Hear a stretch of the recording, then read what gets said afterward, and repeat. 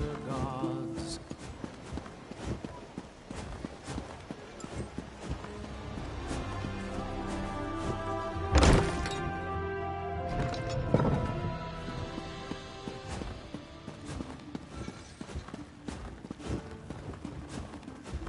It's very important I get that research to further my studies. I hope you've come to tell me of your success. Oh, this is a nice, strong specimen you've selected for me. Isn't it adorable? Oh, and you have the notes, too. Excellent. I'll begin my research at once. You've done a huge favor, not only for me, but for all Quama kind. Thank you.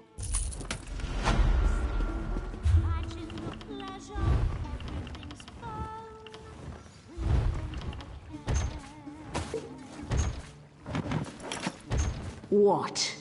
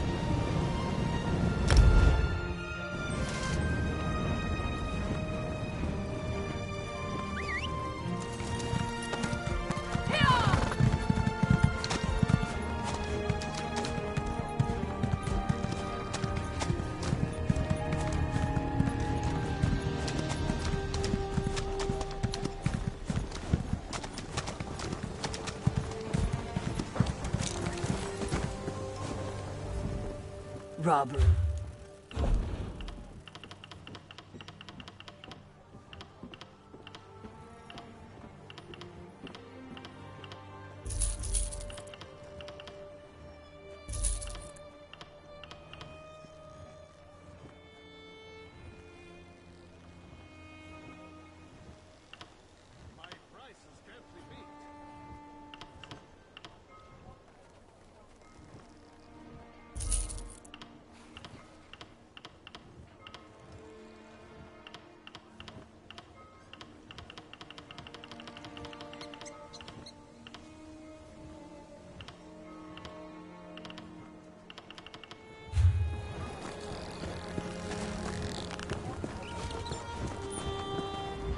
Oh, don't.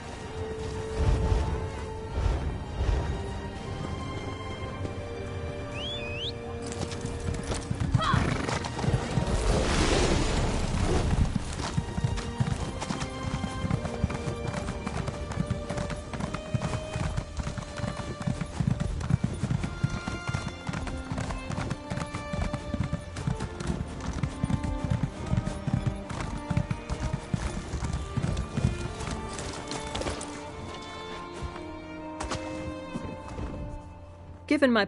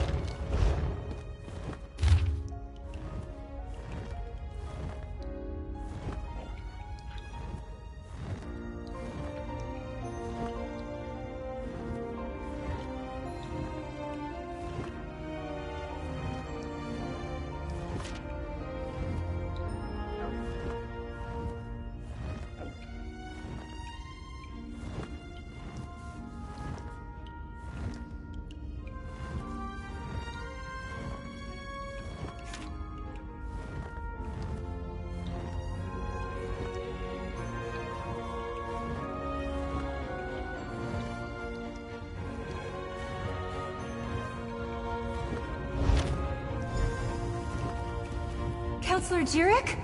Oh, pardon me. You're not the counselor. Apologies. I heard you stumbling about and thought it might be Counselor Jirik. Oh, no one important, I assure you. I'm simply one of the counselor's aides. I help her with paperwork mostly. Run errands, that sort of thing. She initially refused the captain's offer, but she received a letter that made her uneasy. Last I saw, she was headed back to the city by way of the Eastern Gate. But she never returned to her manor, so I came to look for her. Please, find her.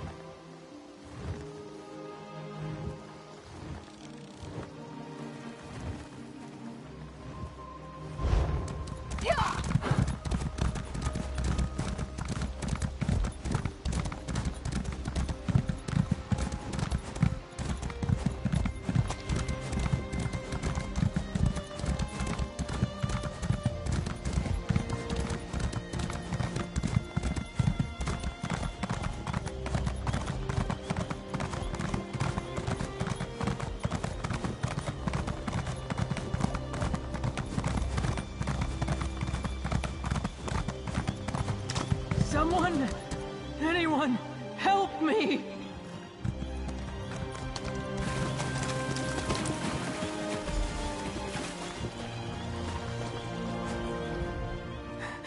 I refused to believe, but Farrell, Leviticus, they were right. I was attacked. An assassin. You must warn the others, the counselors. Leofic's secret, it will be the death of us all!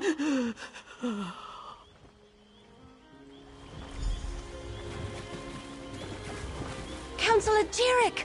Damn, we're too late! Damn it. Looks like we were both too late. It's just like I expected when we found that list with all the counselors' names on it. I hate being right when somebody dies. Glad to see you made it here, by the way. Did you happen to see who killed her? The mark of the Dark Brotherhood, just like Farrell Lupus.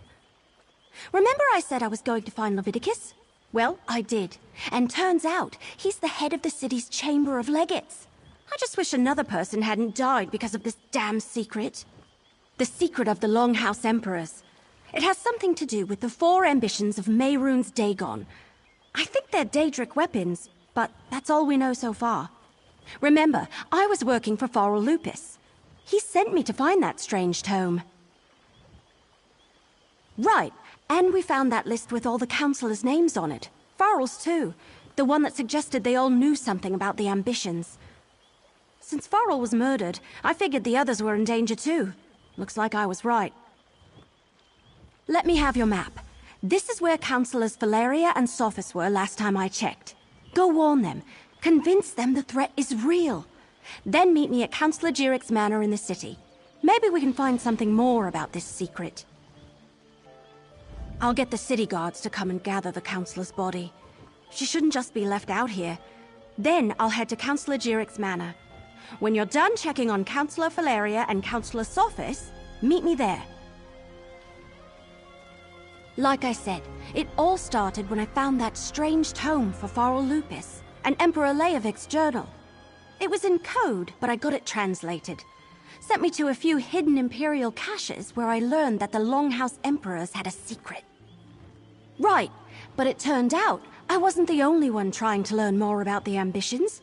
A group of cracked acorns called the Order of the Waking Flame. Fanatic Mehrunes Dagon cultists. Had to put arrows in more than one of those bastards. I guess someone hired them to eliminate everyone who knows about the secret. The question is, who? And I was told by a more or less friendly Dremora named Lyrinth that the fate of our world was at stake. So of course I want to figure this all out. So Farrell Lupus hired me to retrieve a book from a retreat once used by the Longhouse Emperors. He never told me what it was, and he died before I could ask. The book is weird. It has weird pages and weird markings, and I can't read a word of it. Not much. Farrell's partner said he planned to use it to make things right, but she didn't know how. And it's Daedric, I think. I will say, carrying it, it's kind of a burden. And I've been having strange dreams. But I don't want to talk about that.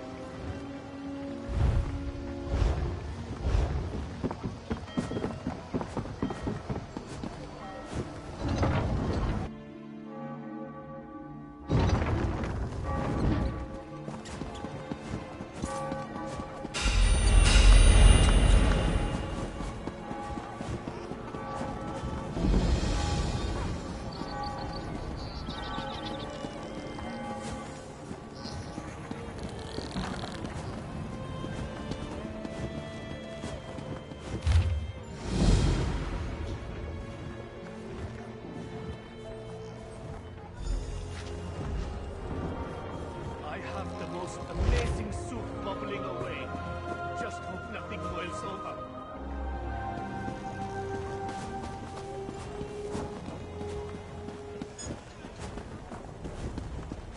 Over here, Initiate. Greetings. I have a message for you from Velast, Mistress of Incunabula. Indeed, she has a task for you. You'll want to speak with her as soon as you can. Velast awaits you at the Guild Hall in Daggerfall, along the southern coast of Glenumbra.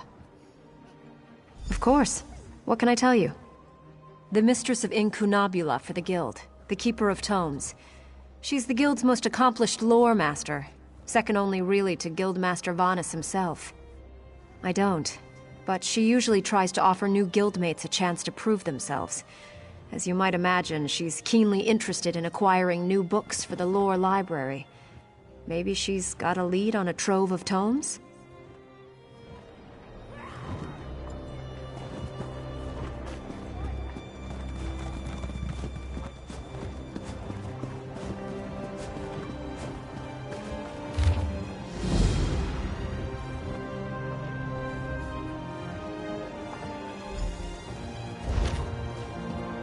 Fancy yourself a friend to all bugs? I know some that need your help. Want to prove yourself? So many new faces in the city. Are you here about the notice? We can use the help. If you need work and aren't concerned about risks, then we should talk. As a representative of Leowyn, I can assure you that this is all above board. Oh no, not me personally.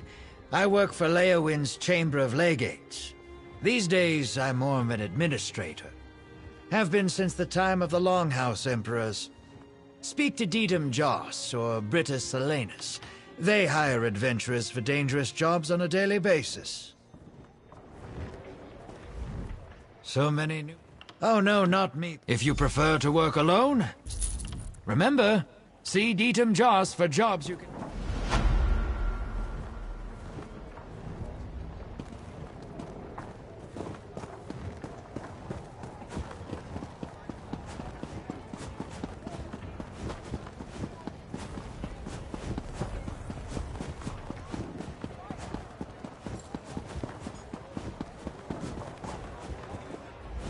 Have you seen the note? If you seek companions for your adventuring, look no further. This one can help with that. Ah, of course. These listings are where other adventurers, much like yourself, can declare their interest. Those of a similar proclivity can join up together and form guilds. Take a look. This one is sure a group suited to your needs awaits you.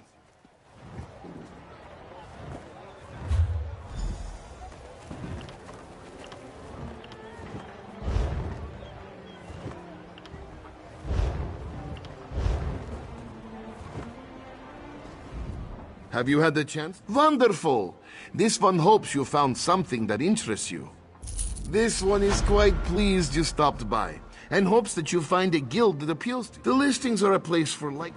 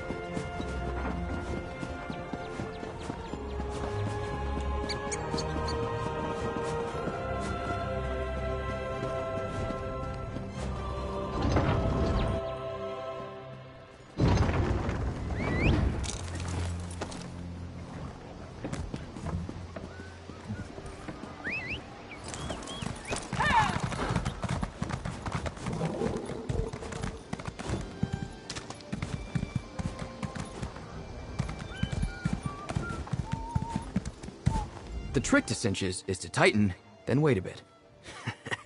I'm full of tips like that. You looking for a lesson, or just here to inspect the horseflesh?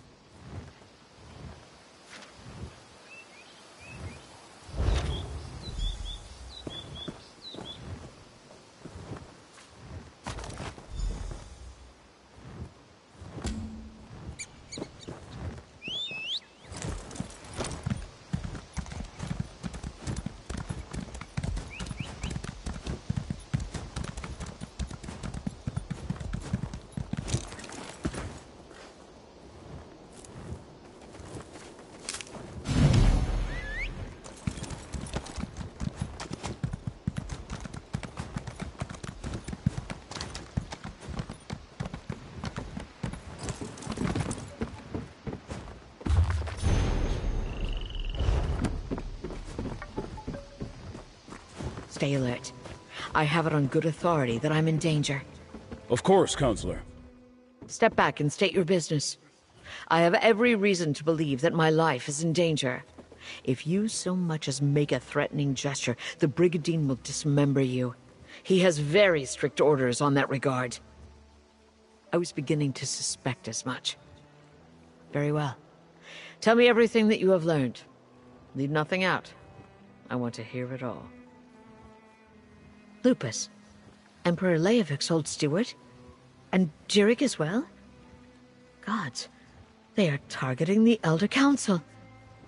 Anything else? Tell me. The slightest detail could mean the difference between life and death.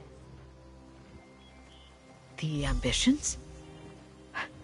I heard that term once before, years ago. I must go to Tidewater Cave. I have a cache hidden there, and I need to check my records. Meanwhile, I suggest you find Jirik's files. She kept them in a hidden compartment in her nightstand. Possibly. I oversaw the Imperial Treasury, so my records deal with expenditures and collections.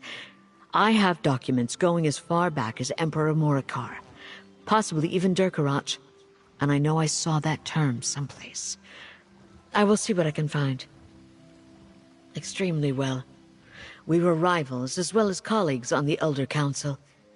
It was that way between all of the counselors, I suppose. Her death is a tragedy, however. I will miss her. Possibly. I oversaw the Imperial Treasury, so my records...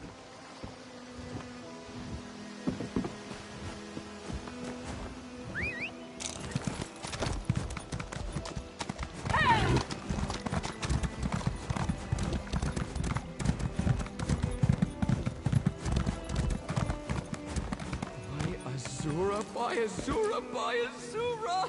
I can't believe this! Is it really you?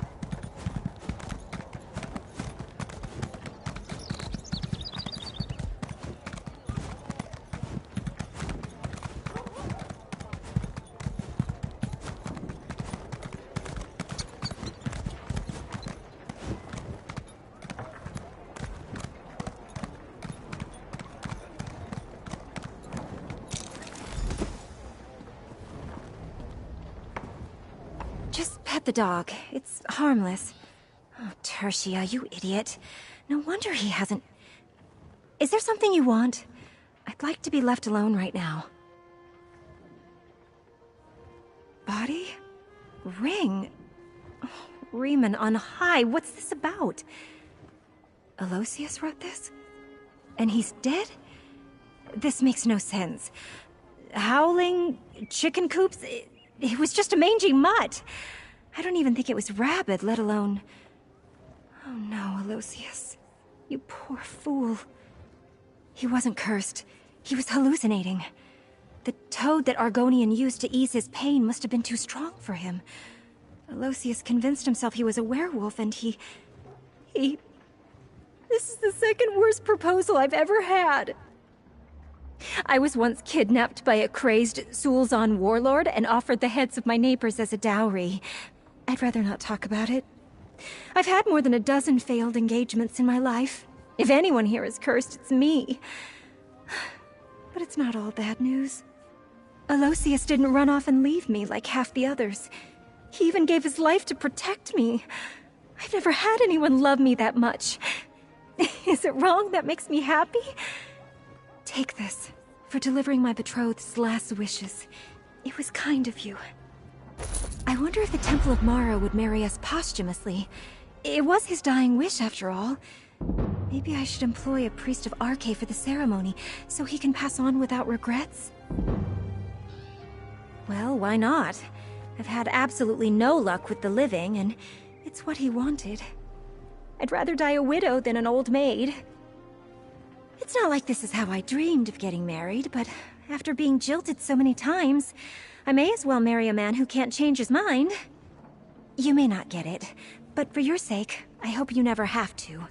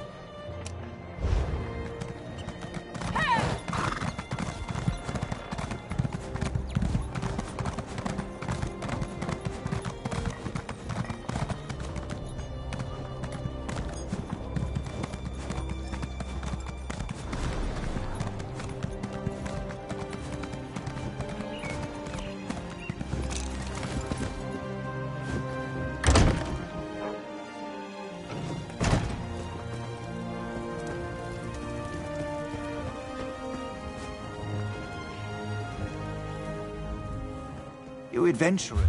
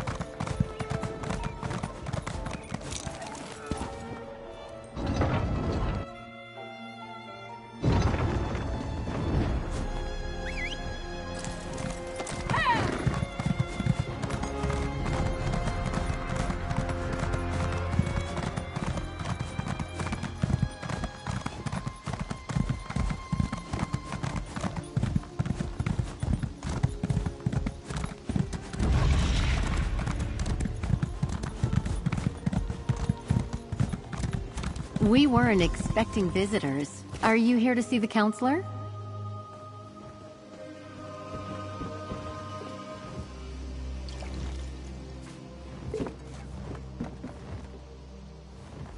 Are you here to speak with Counselor Sophis? I'm afraid my husband has taken our dog for a walk. Is there something I could help you with, perhaps? Danger? What are you talking about? Does this have something to do with that letter? And who are you, by the way? Captain Rianne? I see. Well, if the Ivory Brigade sent you... My husband likes to walk our dog Chero along the tree line. Go on and find him. I'll wait here in case he returns.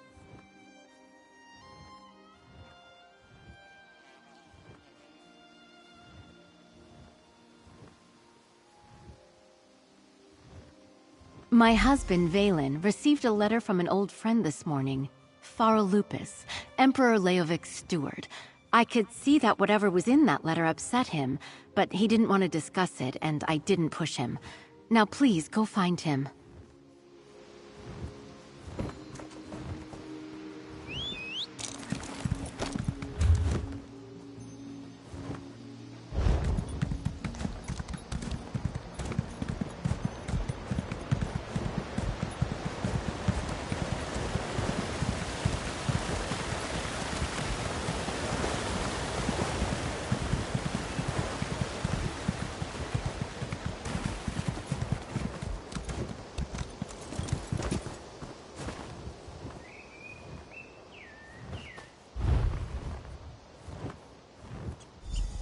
What's taking you so long? They should...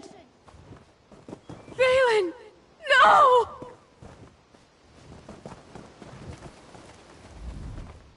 Oh, Valen! Oh, my love! What happened? I thought Captain Rihan sent you to protect my husband! You know, Valen acted strange after the letter from Farl Lupus arrived. He didn't tell me what it said, and I never asked. Before he left today, he gave me a sealed scroll, said to give it to Counselor Leviticus if anything ever happened to him. A scroll, sealed and bearing my husband's stamp. Take it. Give it to Counselor Leviticus. I hope it helps catch whoever murdered my husband. I'll summon the town guard. They'll help me with my husband.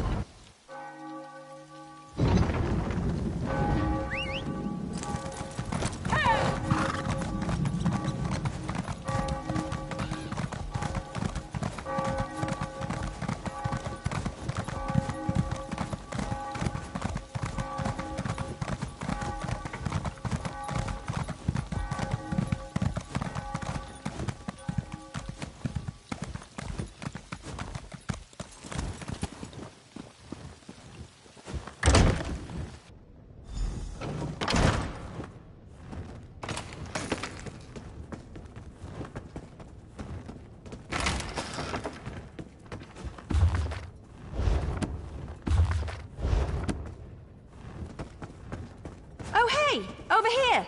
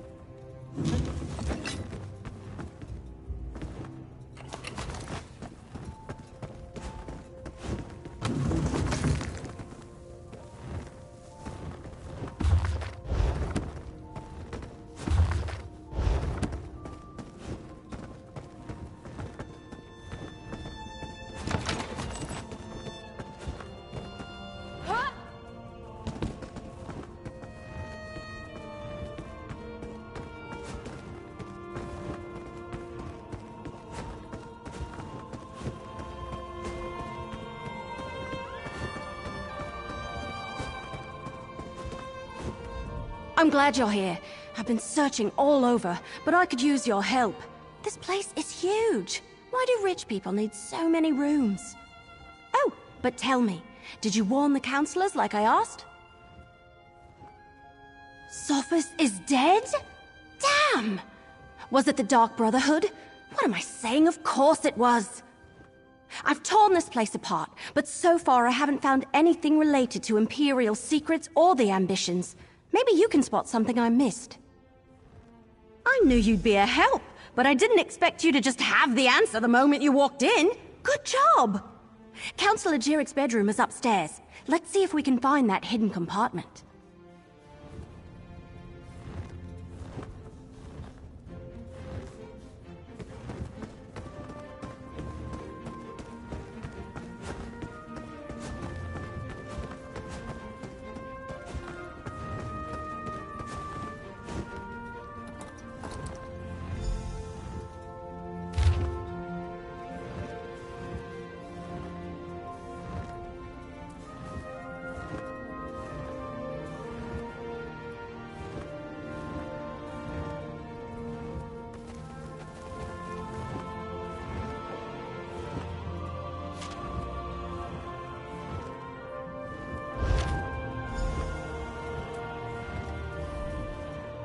Hidden compartment? I love it!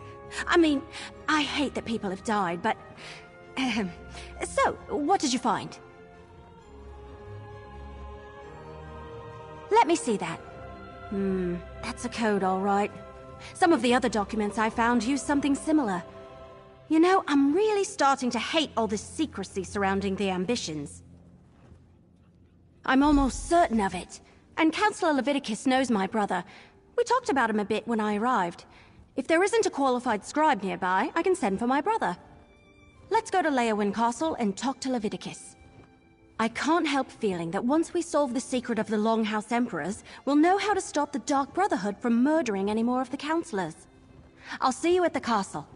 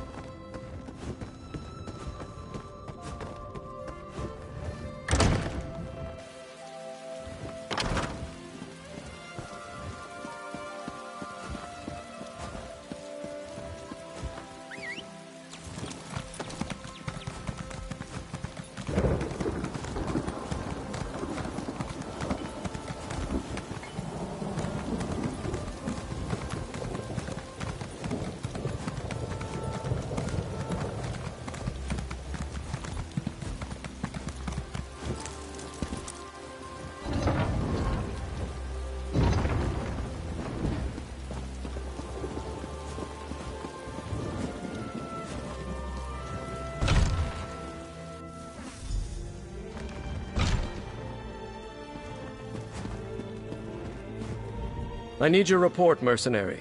Word reached me that Councillor Jiric was murdered. What about Sophus and Valeria? And did you find definitive proof that the Dark Brotherhood is our culprit? That's the Black Hand, symbol of the Dark Brotherhood. I wish Jiric and Sophus had allowed me to assign brigadines to protect them. At least Valeria, however reluctantly, agreed to a military escort. Did you and Everly uncover any other information? It appears that Councillor Leviticus's trust in the Wood Elf was not misplaced. Very well. You and Everly can head in and talk to the Councillor.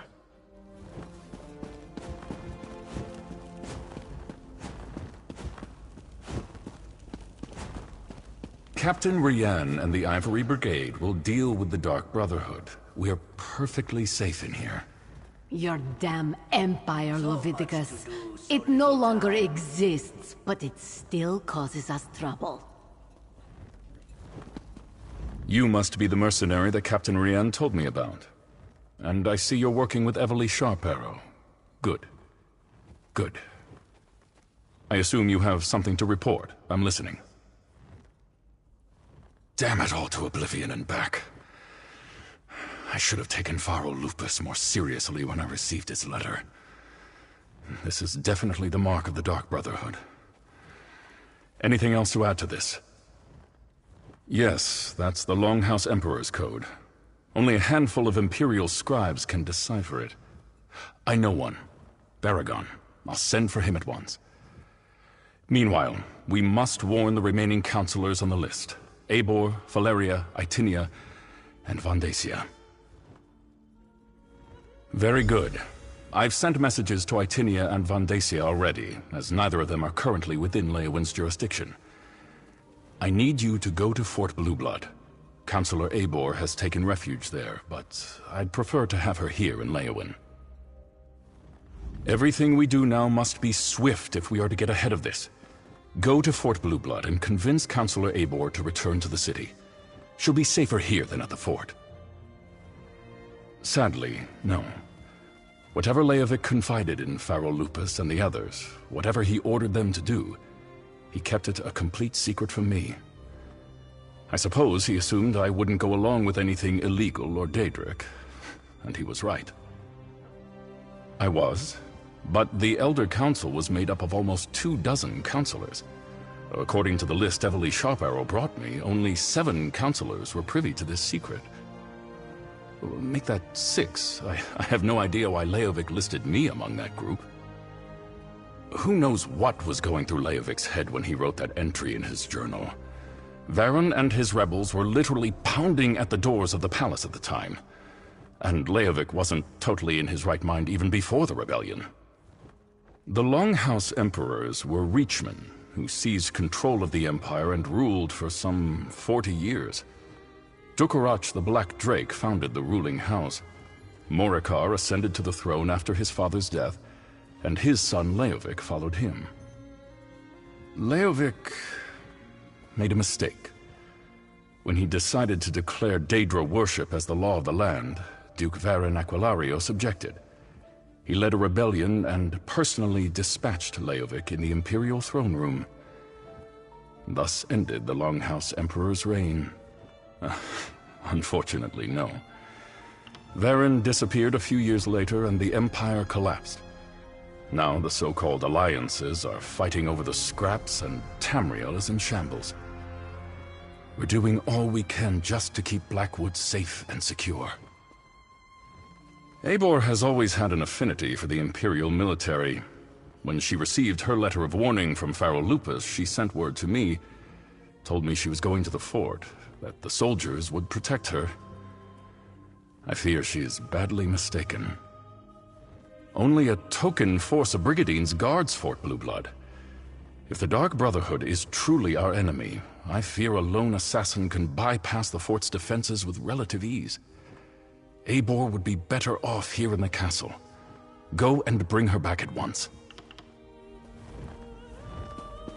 Fort Blueblood? That's to the east across the river. I'll meet you there.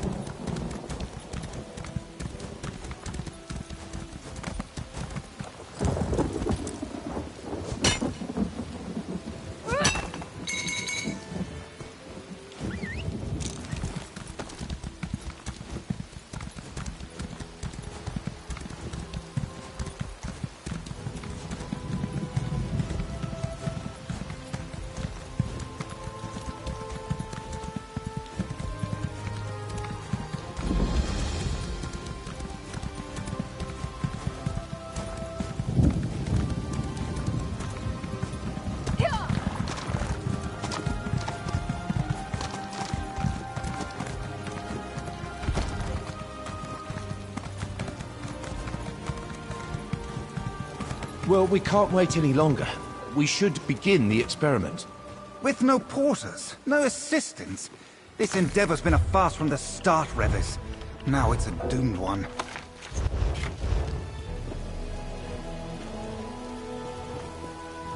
Well, here's a turn of luck. It's me, Revis.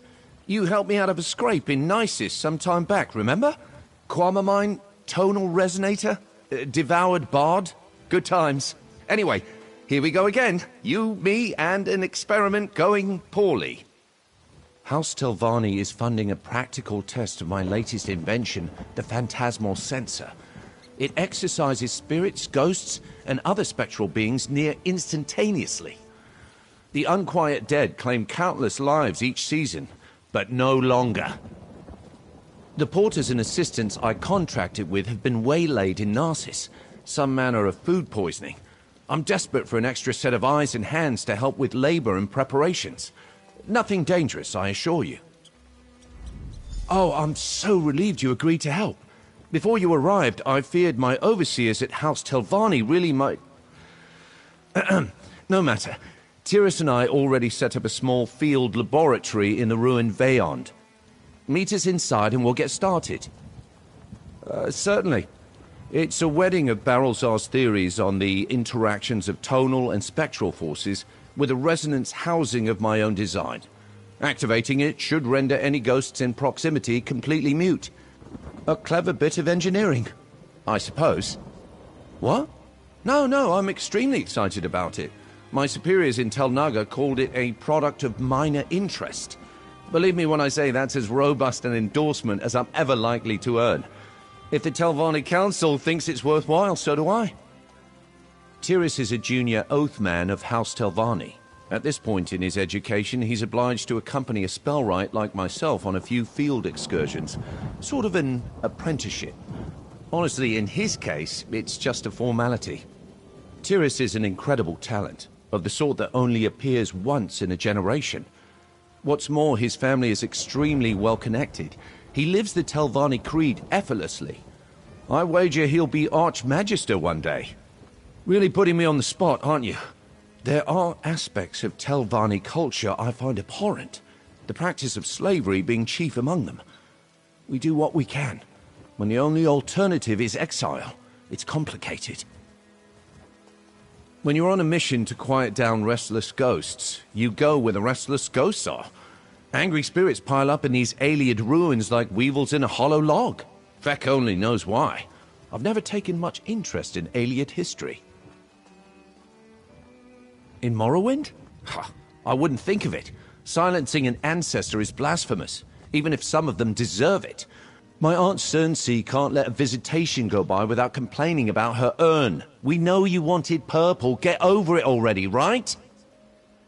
Taking assistance from random passers-by. The Magisters of the House will most certainly have opinions on this.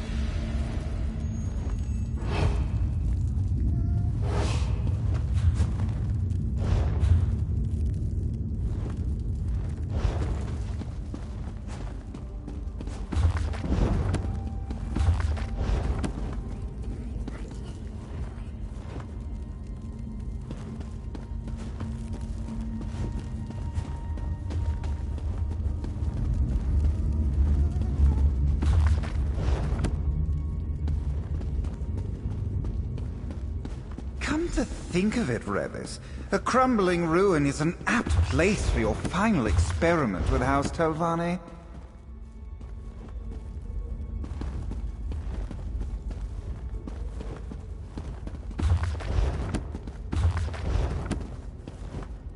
Finally, we can get started. There's a lot riding on this experiment's success.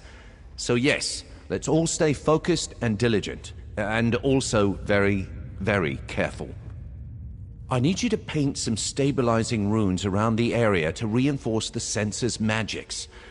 They're not all that elaborate, I promise, but do be mindful. I'm not leaving anything to chance this time. Here are the materials in a template. I infused the paint with ground soul gems to reinforce the rune's potency.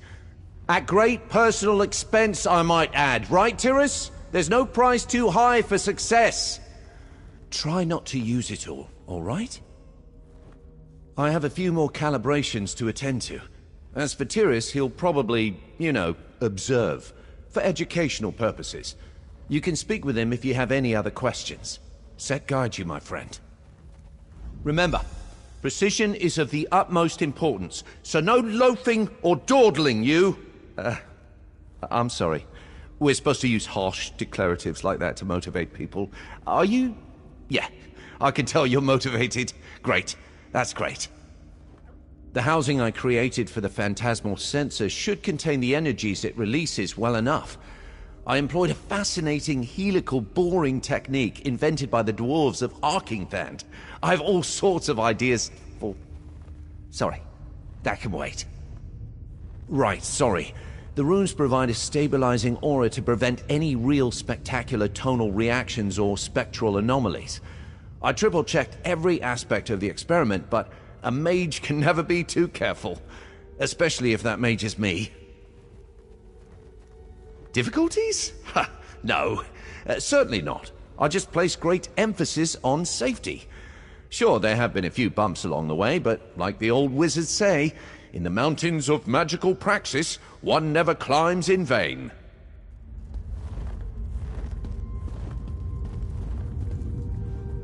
Soul gem-infused runes slathered on alien walls? The poor condition of the stone combined with imprecise template virtually guarantees a lack of efficacy. What is Revis, an amateur? What am I saying? Of course he is. Finally, someone else makes an astute observation.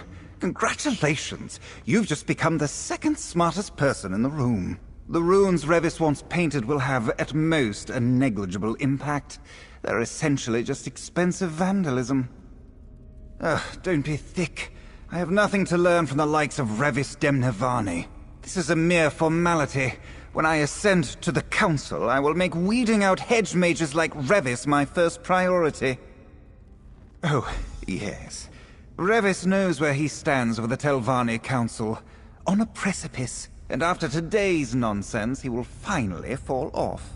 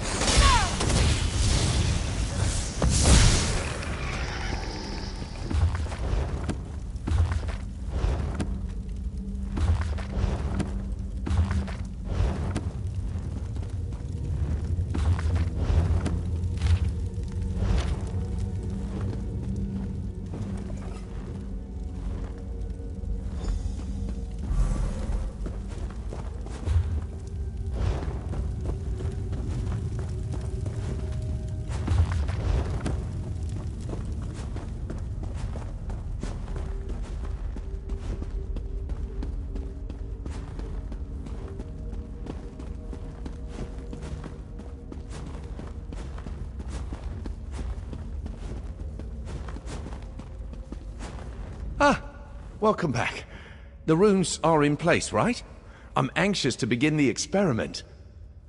Excellent. By the three, can I just tell you how refreshing it is to hear a voice of support? Thank you. Now, the next step is a bit more complicated. I need you to assist me with a Phantasmal Sensor's kindling sequence. These magical pylons provide the key. Fair warning, they can be a bit unruly, but the fundamentals are sound. Spectral energy will pass between them freely, but sometimes the crystals dislodge. If that happens, I need you to reattune them. Just pay attention to the energies flowing between them. If no spectral motes pass through one of the pylons, you'll know that's the one that needs fixing. I should warn you, if you try to attune a functional pylon, you might feel a mild shock. It's nice to have a willing pair of hands to assist me. Tyrus seems well acquainted with instruments like these. He could make a real contribution if he wasn't so set on observing all the time. I wish I could convince him to help. Ah, well. Certainly. Just keep a close eye on the spectral energy leaping between the pylons. If you don't see any energies flowing to or from a pylon, then I'll need you to reattune it for me.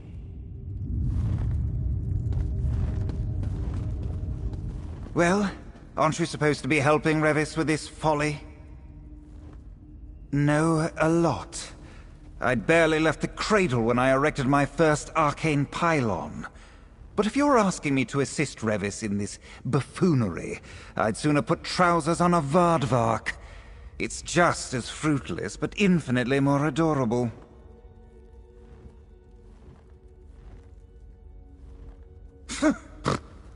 I suppose that's your attempt at being clever. Very well, I'll rise to the bait. The sooner we're done with this, the better. Know this, however. I'll not employ his silly whack-a-hackwing methodology. Witness a true mage in action. If you're quite finished, Revis. An artless configuration, to be sure. Balancing the crystal resonance is simple enough. There, a perfect calibration. Much good may it do you. It's working. Just a moment more and... What? What?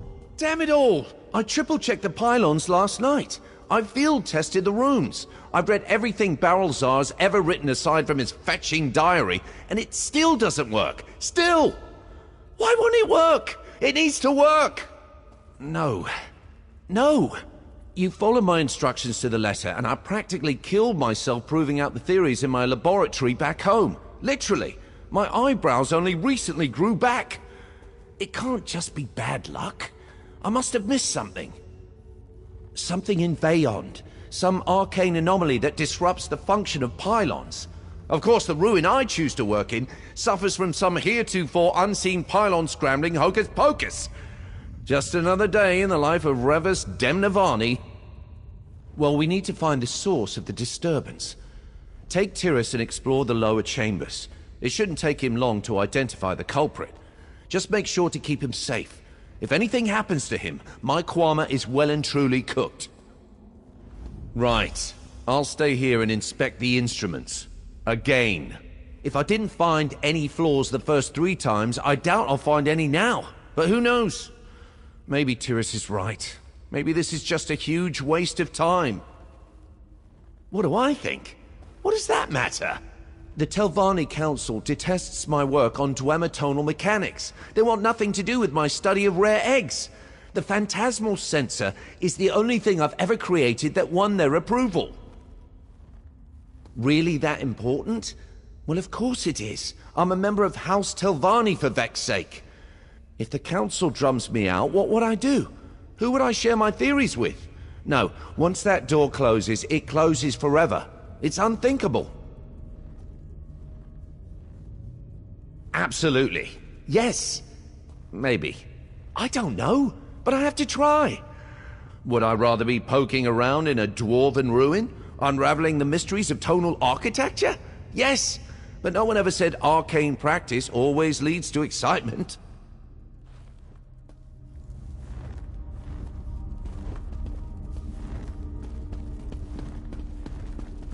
Well, Let's get this farce underway.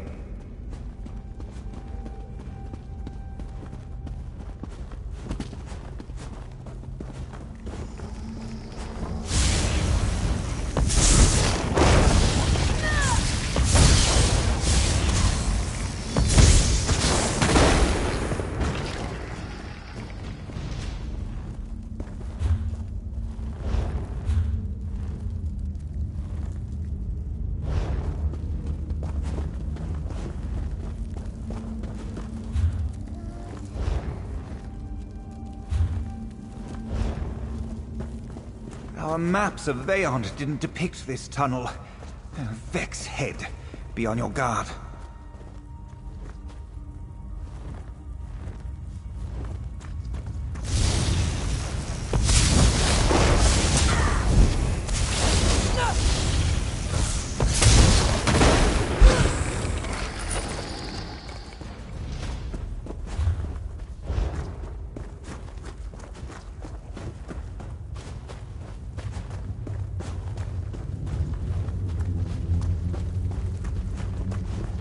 Trolls? Hideous savage beast! Keep that brute away from me!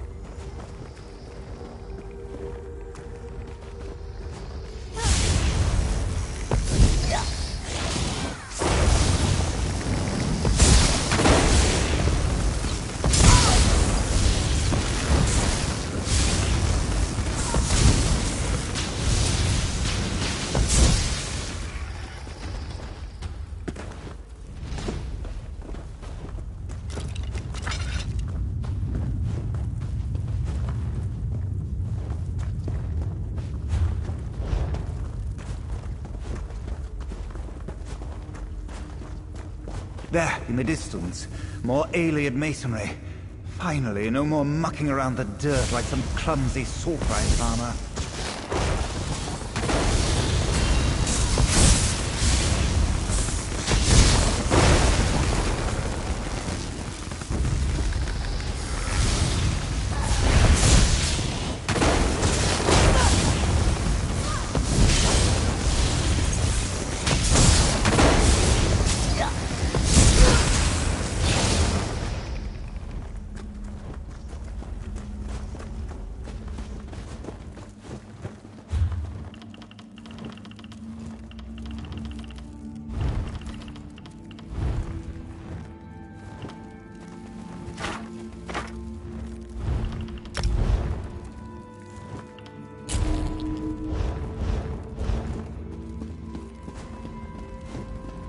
There's a strange aura on the other side of this door. Can you feel it? Oh, what am I saying? Of course you can't. Finally. Now then, these Vala stones are clouded. Some manner of arcane erosion. They must be the source of Revis's trouble. Destroying them in this state could generate an explosive burst of magicka, and draining their power is no small feat. Unless, of course, you happen to be me. Smash away, hero, and let's get out of this place.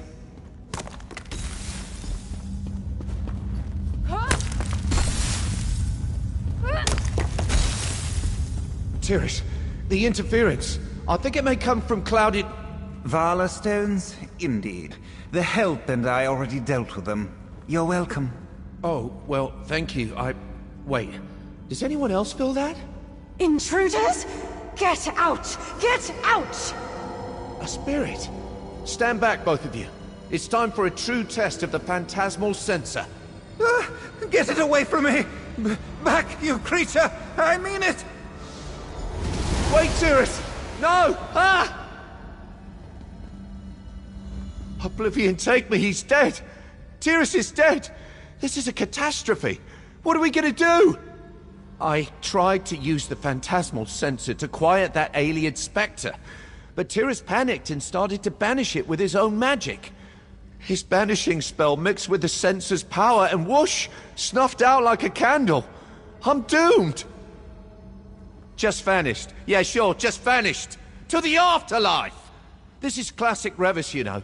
I'm a pox. I'll just need a moment to think about what I'm going to tell the house about Tiras and the sensor, wherever it flew off to.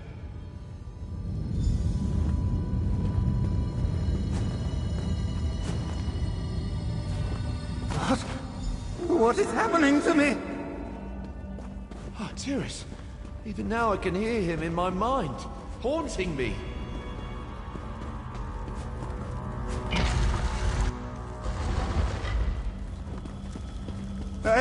I can't. Help me!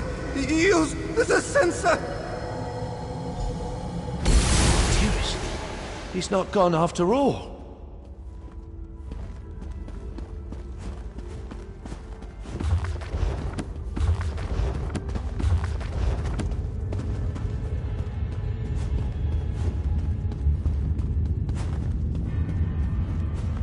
Please forgive me, Sarah. While I was wallowing in self-pity, you were out here trying to clean up my mess. And by the three, Tiras still lives. Or exists at any rate. What happened when you found him? Along with the clouded Vala stones. Interesting. The sensor might have prompted some kind of animus inversion. The specifics can wait. Whatever happened, he's still aware of his surroundings. You might be able to fix this. We? No. I've done enough damage. I'll come along, offer scholarly advice and such, but you're the only person I trust to see this through. The first step is finding Tiras. His soul seems bound to the ruin and these stones. The clouded Vala stones are sort of thickening the magical fabric of this place. A soul like Tiras's would cause ripples. Allow me to make a small modification to the sensor. There. If you use it now, it should illuminate Tiras's path.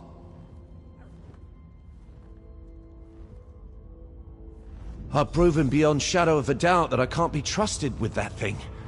For anyone who is not me, using the sensor is quite simple. Activate it, and a mote of spectral energy should coast toward Tiras. Just follow the mote. Let's not get ahead of ourselves. Best to focus on navigating the ruin. I seriously doubt that Bayon's shown us all its nasty surprises.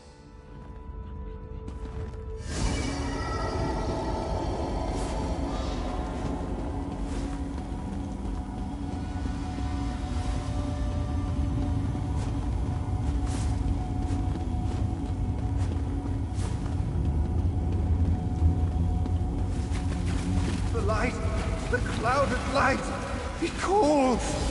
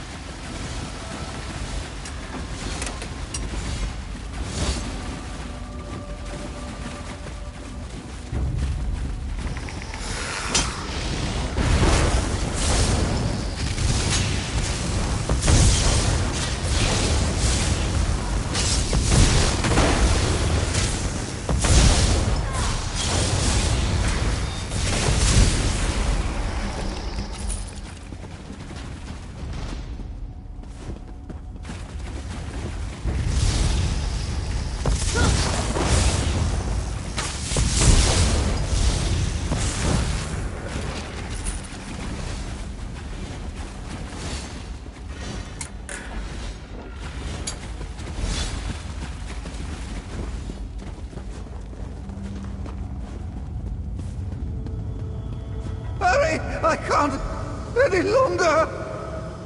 Tiras, and more clouded Vala stones. By the three. Were the aliens selling them wholesale? I'll probably regret this, but I'll try to attune the stones. You push them out of position. Maybe that will set him free. No, not enough! I know that did not look like a success, but I think I know what's happening. These clouded Vala stones. The aliens wouldn't have carved imperfect stones in this quantity by accident. There's intention here. They're meant to attract spectral energy like moths to a flame. That's why we keep finding Tiras among them. Well, it doesn't just yet, but we're definitely onto something.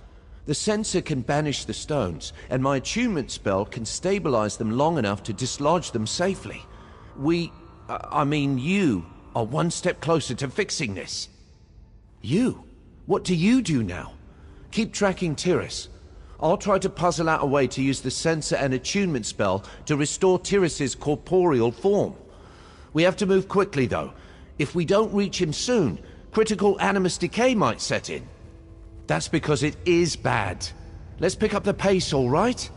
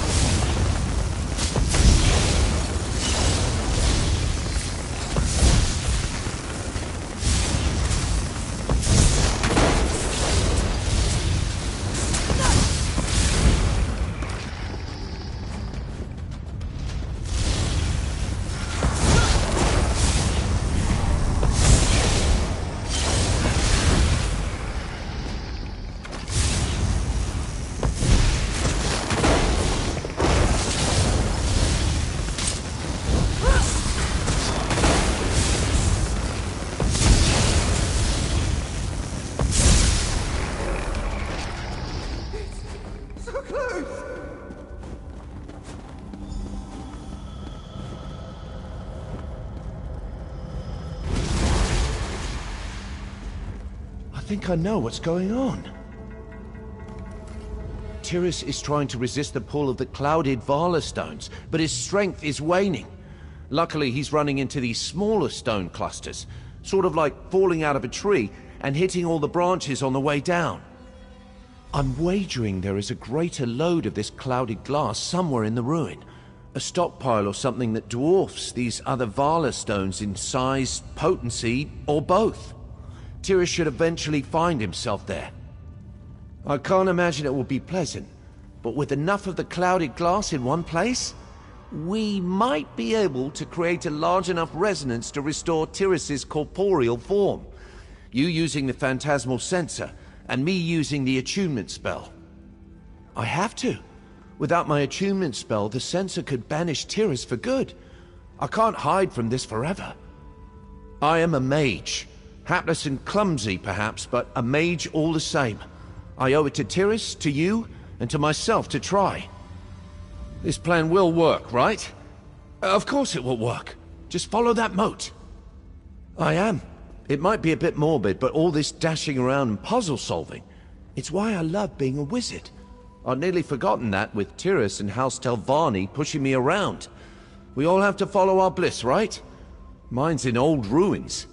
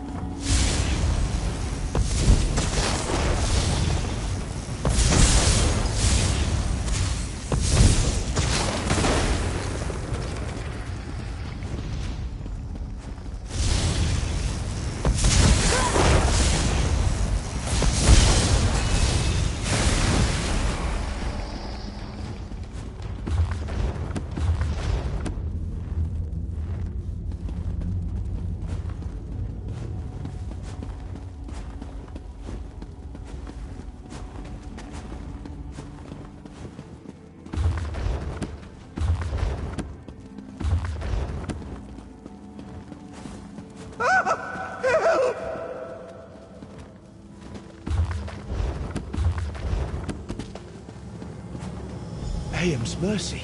Tiras is fading faster. Quickly, just smash these stones and we'll hope for the best.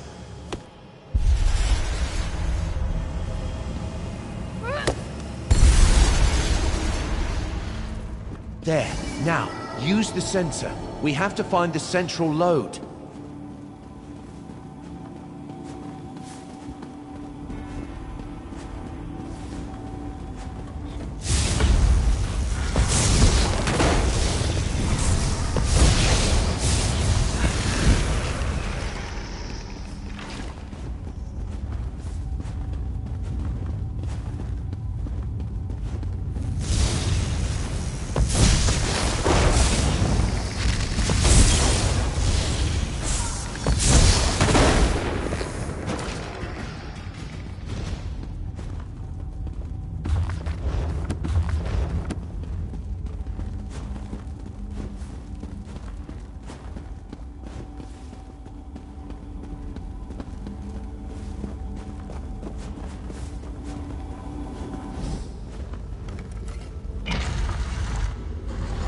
This is it.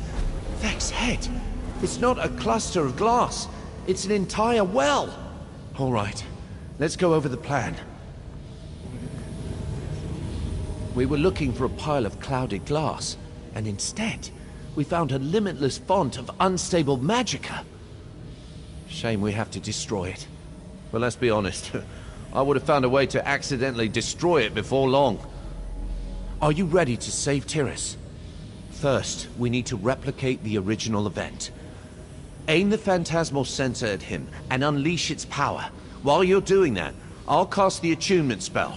Weaving the two together should dislodge his animus and restore his corporeal form. Much less confident than you'd like. If it's any consolation, most magisters aren't certain of a hypothesis until they test it. Our test just happens to have the potential for cataclysmic results. Discharging spells and jangling magic sensors in front of an unstable well could prove explosive. But nothing is certain. Magic is more art than science. At least that's what I tell myself in situations like this. 7 in 10? Give or take. You've faced worse odds before, though. Right? Come on, hero.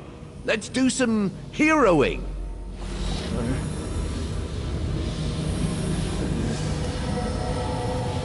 It's working. We did it. Tiras, are you all right? Revis! I am alive. Oh, thank you. Hayam's mercy. I thought I was dead. I never should have cast that. But the ghost was there and I just panicked. Oh, dear. There, Tiras. Why don't we head back to camp, all right?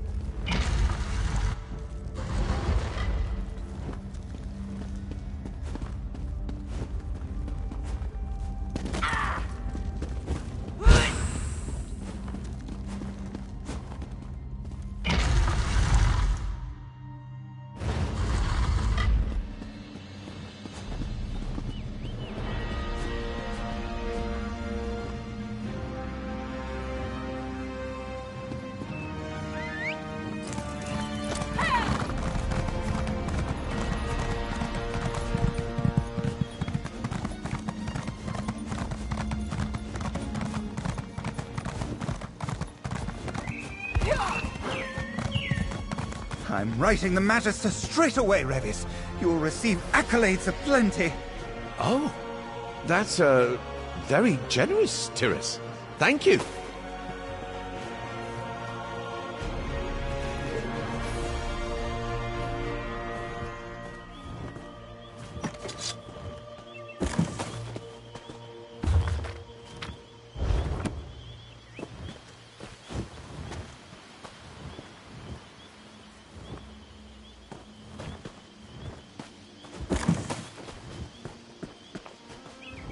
Well, this is unexpected.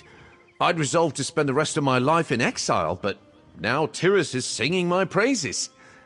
Do you think he hit his head or something? I guess anyone can have a change of heart when they have a brush with fate like this.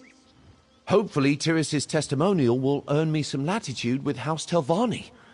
Not enough to rise in rank, mind you, but enough to keep them off my back for a while. None of this would have been possible without you. Thank you, Sarah. Safe travels, my friend. And if you ever find yourself in Nisus, feel free to drop by. As soon as I can, yes. The censor was always a means to an end. Tiras' letter should give me the boost I need to continue my real work. Rare eggs, dwarven machines, vegetable conjuring, all the bizarre obsessions that House Telvanni scorned. Ha! No. I'm far too clumsy to evade the Telvanni Council's contempt for long. But we have to treasure the time we have, right? I'm sure I'll make some really worthy discoveries before they start nosing around in my work again.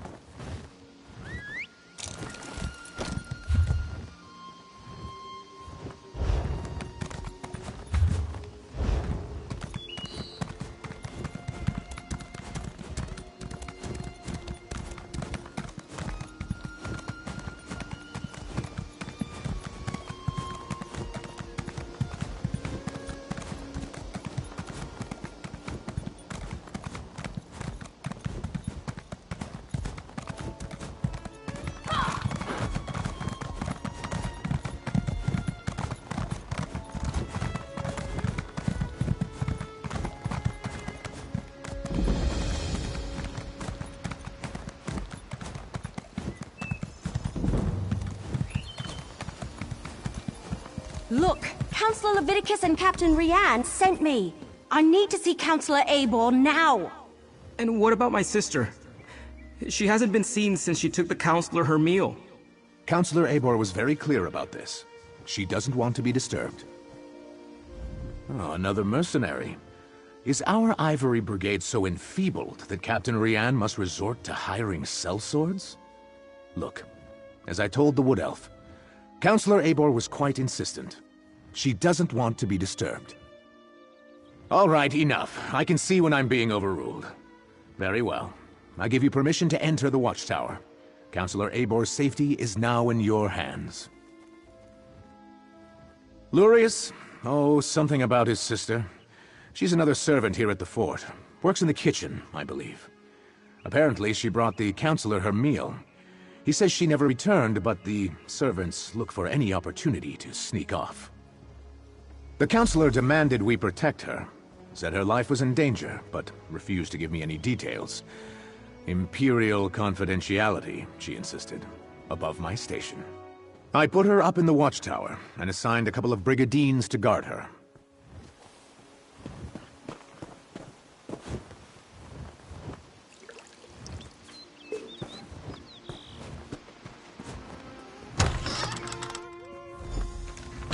Oh no! Counselor Eibor's been murdered! But where's the servant?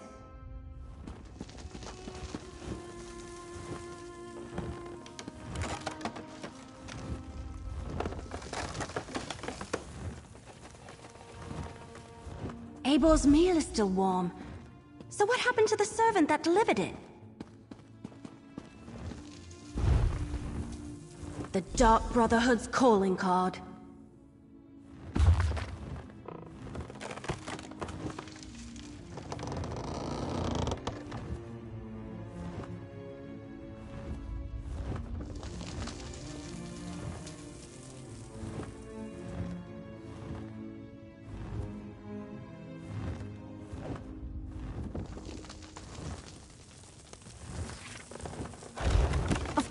They tore out the pages and took them, just when we were so close to finding out more about the ambitions. We have a door locked from the outside, a dead counselor, and a missing servant. Did the assassin take off with both the torn-out journal pages and the servant? Anyway, they not only murdered Eivor, they probably know how to find the ambitions now. See that rope hanging from the top of the tower? Bet my bottom acorn that's how the assassin got in and out. But the missing servant... something about that is knocking on the back of my head. And why would the Dark Brotherhood take those pages? Maybe, but everything I've read about the Dark Brotherhood never suggested they would be interested in weapons of war, if that's even what the ambitions are. Damn it, we're loosing arrows in the dark here. Let's tell Commander Orton about Eivor.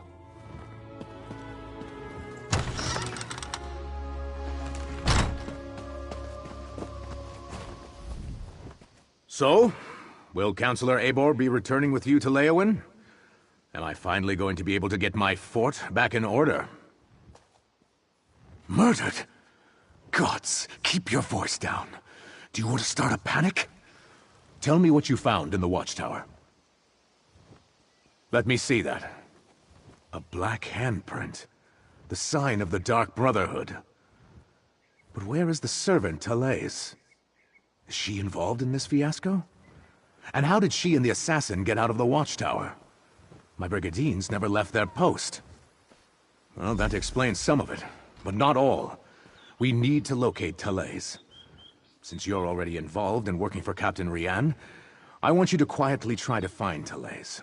Start by talking to the other servants in the kitchen and dining hall.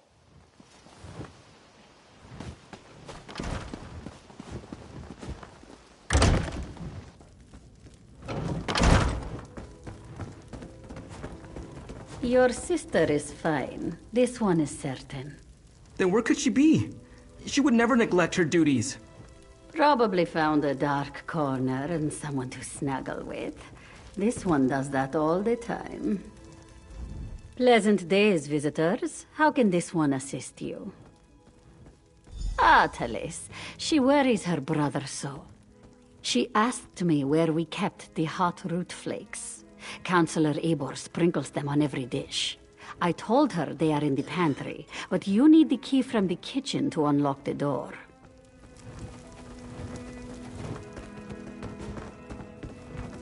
All right, grab a broom and start sweeping. What? No, that's Talais's job. And do you see Talais anywhere? Another new face in the fort? First Counselor Eivor, now you and that cute wood elf. Look, I'd love to chat, but Talais has wandered off and left me to handle her chores. She took the counselor her meal and hasn't returned. Did you check the watchtower? Eibor's a little old, but maybe Talais decided to improve her station, if you catch my meaning. Eivor reeks of fear. Maybe Talais finds that attractive. Well, she's been acting like a frightened guar since she arrived. Stays locked up in the watchtower. Only lets a single servant in at a time. And I hear she's been burning papers. Documents of some kind. She's scared out of her wits, if you ask me. The servants come to the kitchen to mutter and gossip. This one will not have it.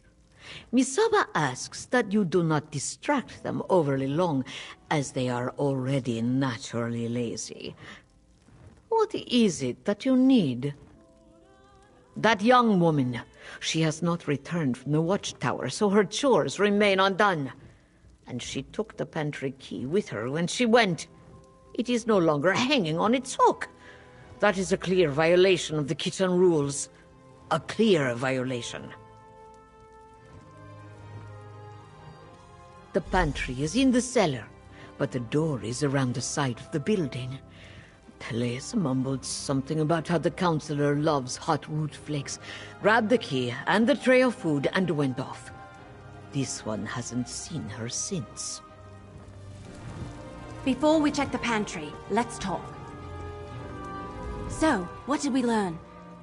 Counselor Eivor was frightened, but that's understandable. Interesting that she was burning documents. Her journal indicated that she knew more than the others. And Talais visited the pantry before heading to the watchtower. Couldn't hurt. And every mystery novel I ever read taught me you should always follow up on every clue, even the ones that seem insignificant. Let's check the pantry and see if she was looking for more than hot root flakes down there.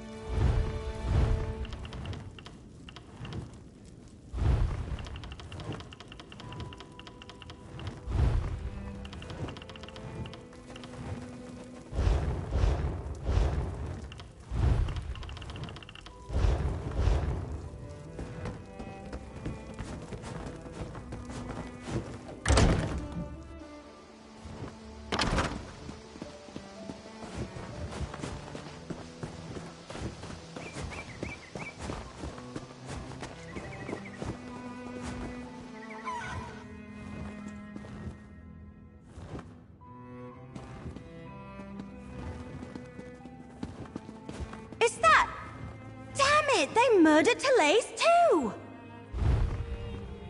Why would the Dark Brotherhood murder... Oh no! We need to talk about this!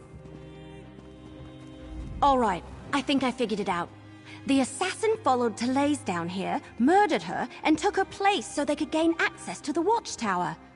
Pretty clever, but they didn't have to kill her. No, not from what I've read anyway. I thought they only killed those whose names appeared on their contracts. I can't imagine anyone asked them to kill a poor servant.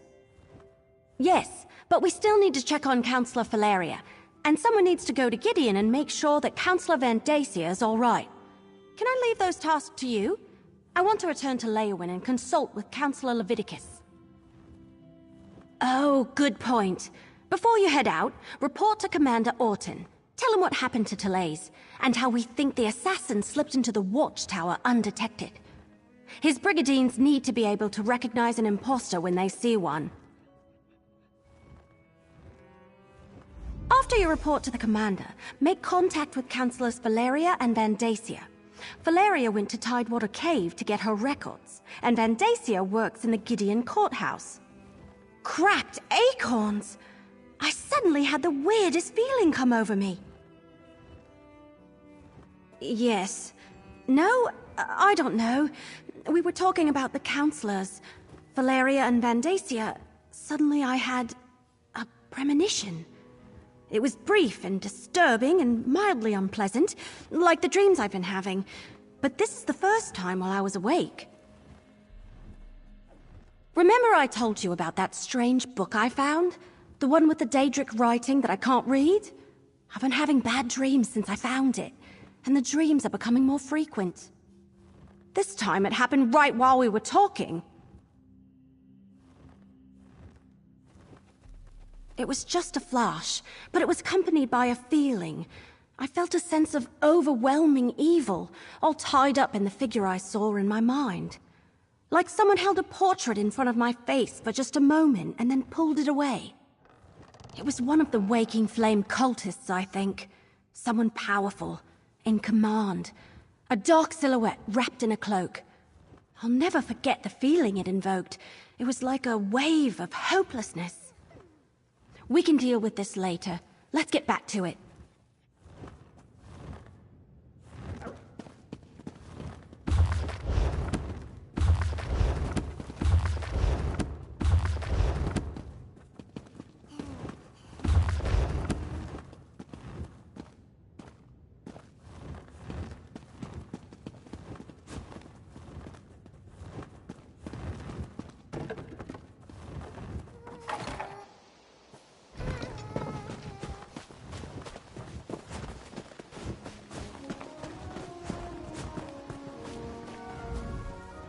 All right.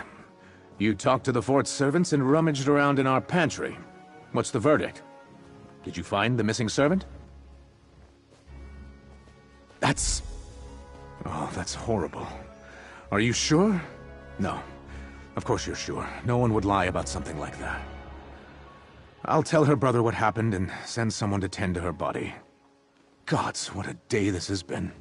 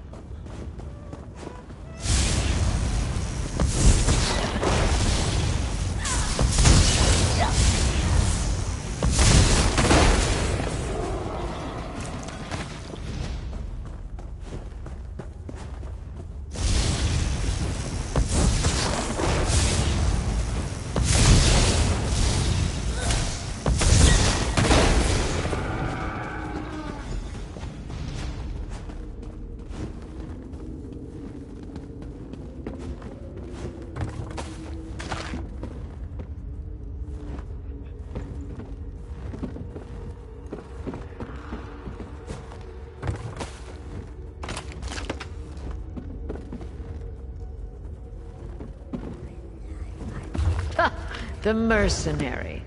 A few moments later, and you would have found an empty cave. Your timing really is impeccable.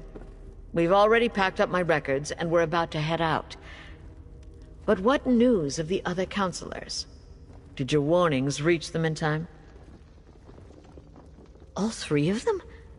That's disheartening news. Well, I'll take my records to Leowen. Perhaps between the 2 of us, Counselor Leviticus and I can ascertain what past incident has returned to haunt us. Oh, just a lifetime of public service and bureaucracy. Mostly financial records, but also meeting notes, ledgers, those sorts of things. I oversaw budgets and finances, the collection of taxes, public works, and I kept immaculate records. That's good to hear. Emperor Leovic loved to hide things in coded documents. But what about Counselor Vandacia? Do we know if he's still safe in Gideon? Perfect. Remind him he's too old to play the hero, and I want to see him in Leowen Castle immediately, if not sooner. These Brigadines will make sure I get to the city safely. Me and my records, both.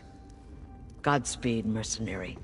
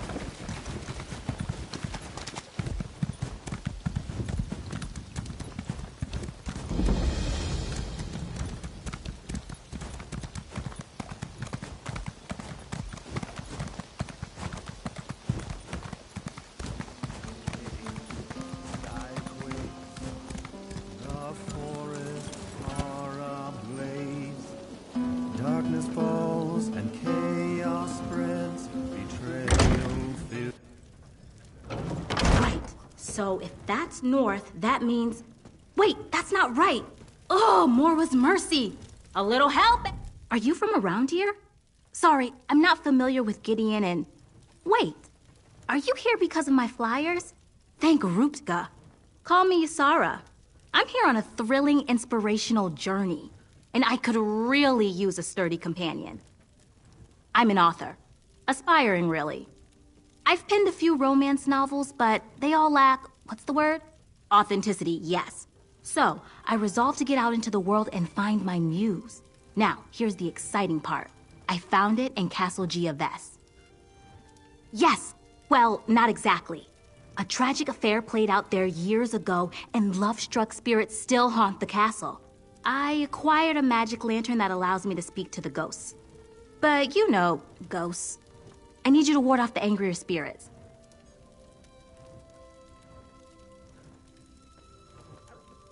Thank you for agreeing to accompany me. With your help, my next romance novel will be a masterpiece.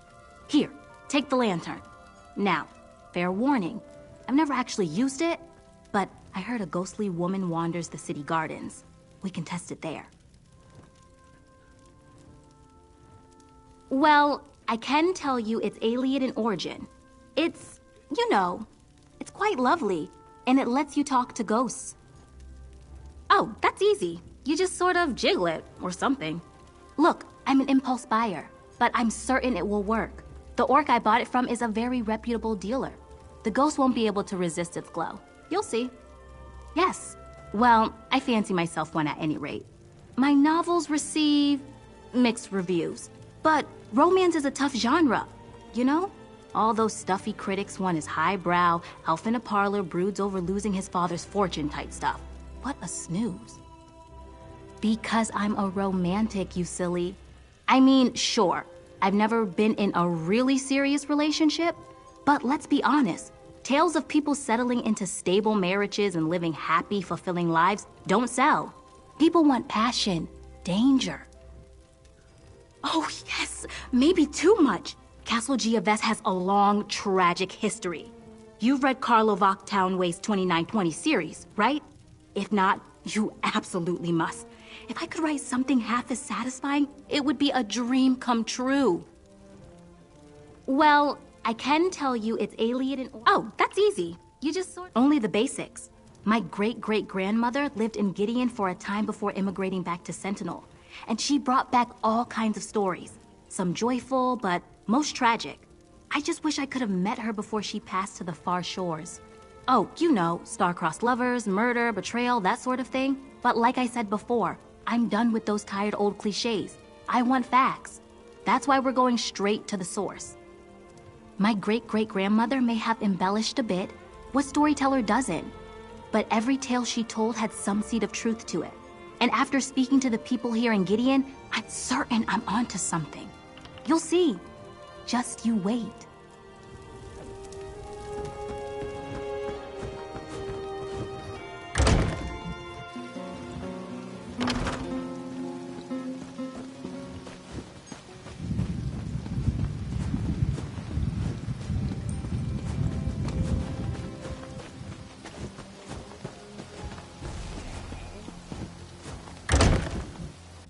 I was attacked in the streets of our fair city, Keshu.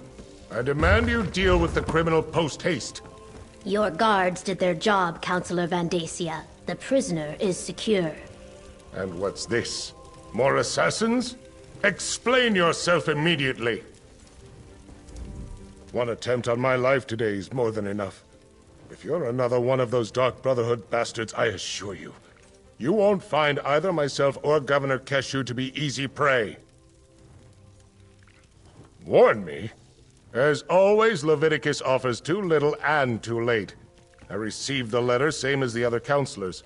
My personal guard took the threat seriously, and we captured the assassin in the act. But what of my esteemed colleagues? Are they safe? Dead? All three of them? This is unimaginable. Pharaoh Lupus's letter suggested the Longhouse Emperors left behind a secret that would prove to be a threat. but I thought he was just being melodramatic. Has Leviticus determined what this is about? 4 ambitions. Never heard of them. How could something I know nothing about make me a target of the Dark Brotherhood? It's got to be a mistake. You must question the prisoner. Get him to confess and reveal the truth of this sordid affair.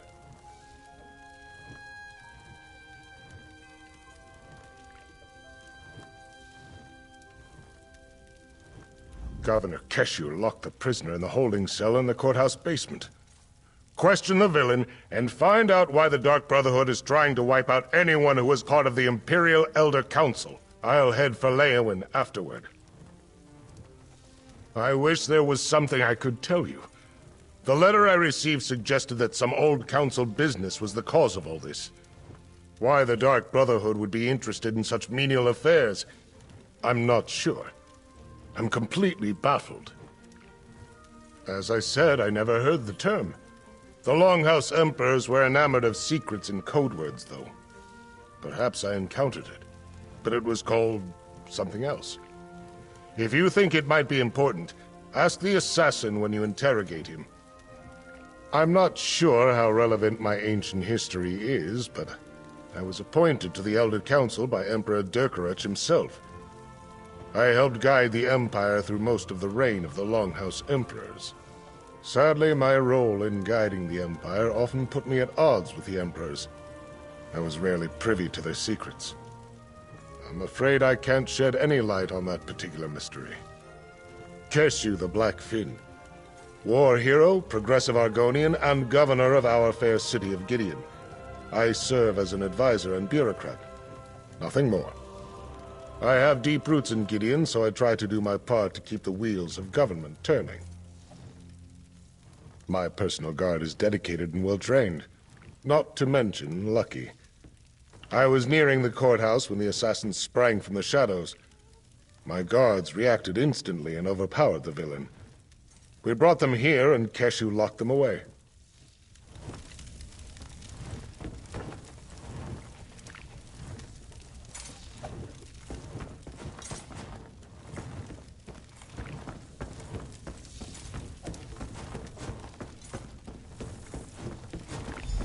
The cell door is open. What happened here? Poured something on the lock. Some sort of Hit acid me ate right through and the lock. escaped.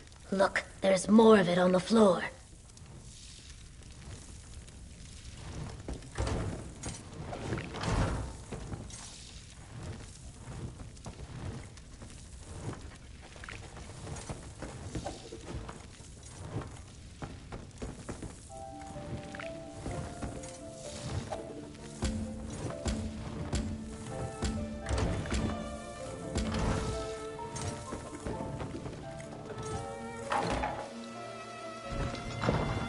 He ran that way, toward the old ruins.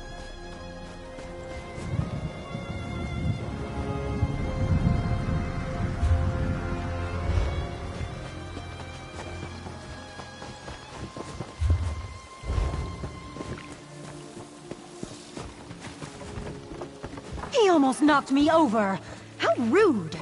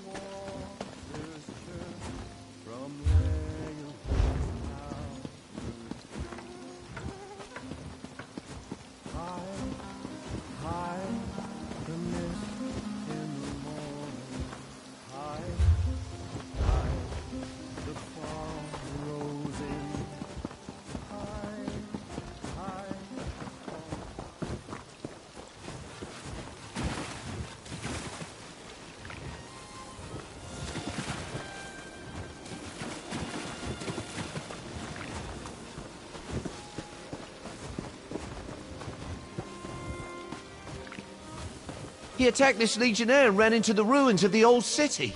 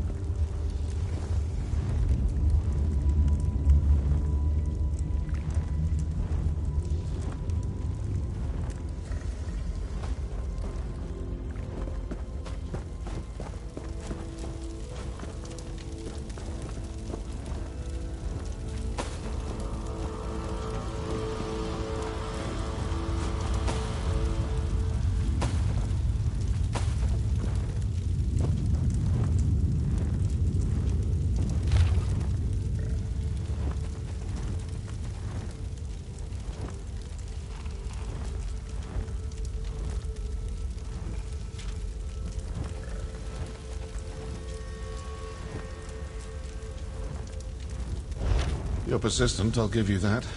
All right, let's chat. Do you make it a habit to read other people's mail? That letter is personal and private, full of sensitive information. Well, aren't you a fast reader? If you chased after me because of something Council Van Dacia told you, well, he lied. If the Dark Brotherhood sets out to kill you, you're dead. We don't make mistakes. We don't fail. Not ever. I haven't killed anyone. Not recently, anyway. And if you're talking about our calling card, anyone can dip their palm in black ink and slap it on a sheet of parchment. Look, we received no contracts. I'm here on different business entirely. Good question. If you figure it out, let me know. I certainly owe someone for the bruises the Councilor's guards gave me. Now, as much fun as this has been, I really do need to get back to my daring escape. Best of luck with your mystery. Tempting, but no. I detest so-called places of justice.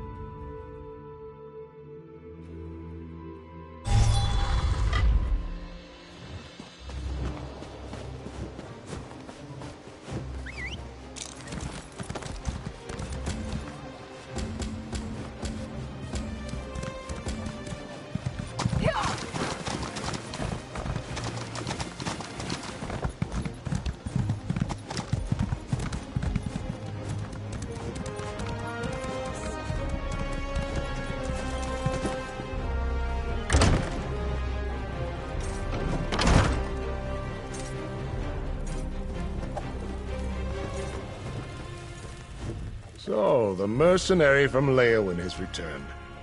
Tell me, were you able to capture the assassin? Or perhaps you killed him in battle once you caught up to him? I am eager to hear the news. Allow me to peruse the document, if you will. Aha. Proof positive that the Dark Brotherhood is in Blackwood. We must find this sanctuary and destroy it. What did you expect? Such lies fall from his lips like rain from the sky on a stormy day. Villains never freely admit their guilt. The evidence is right here in this letter. Meet me in Leyawiin and we'll share this information with Leviticus. What? Oh, my personal guard are nearby and these legionnaires are sufficient. You need not be concerned. As for Keshu, she had business to attend to. Gideon business. I saw no reason to distract her from her regular duties. Now to Leyawiin.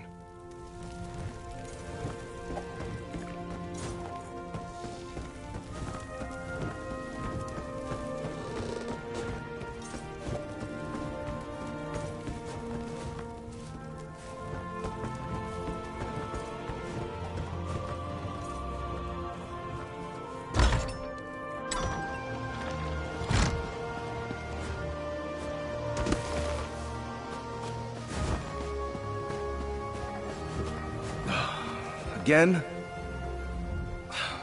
Look, I've got just as much right to stand here as anyone else. If those scantily clad Debellites want me to leave, you tell them to come out here and say it to my face. You're not one of their sanctified bullies? That's a relief. Call me Ferric. I came to Gideon to clear my family's name, but the loose-robed fanatics in the Dibalacium want to run me off. Started with dirty looks. Now I'm getting threats.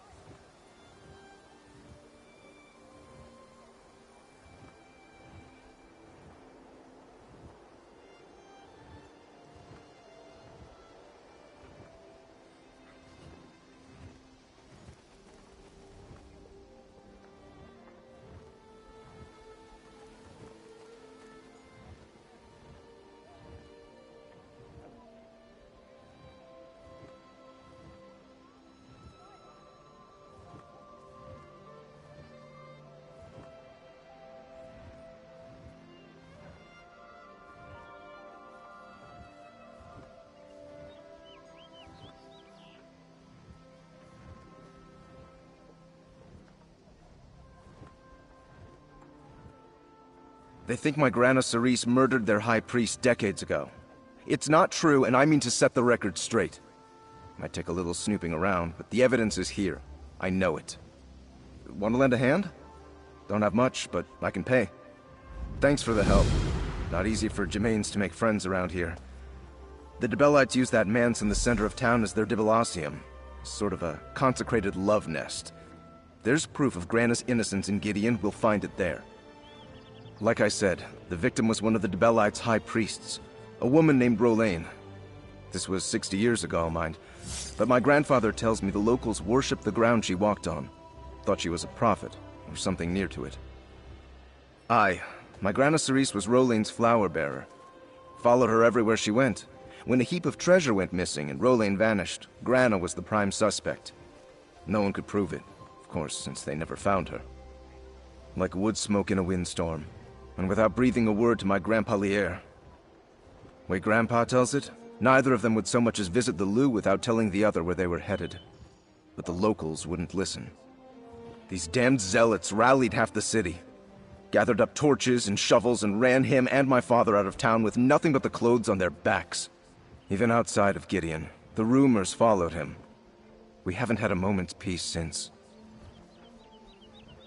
Bravo. Took an awful long time, what with the Three Banners War and all. But I made it, and I'm not leaving till I settle this once and for all.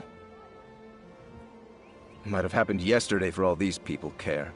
Nobody holds a grudge like an Imperial. If your name is Gemain, you're lower than dirt in their eyes. I just had a son a couple years back, and he's already catching it on the chin. He's 2. An apology? I'm not that naive. I'm a carpenter by trade. I'll settle for people not hiding my tools and splitting my sawhorses 6 times a month. It's about respect. To oblivion with the rest.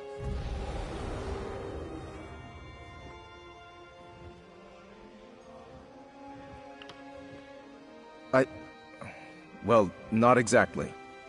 For now, I can say I have good reason to think there's more to the story.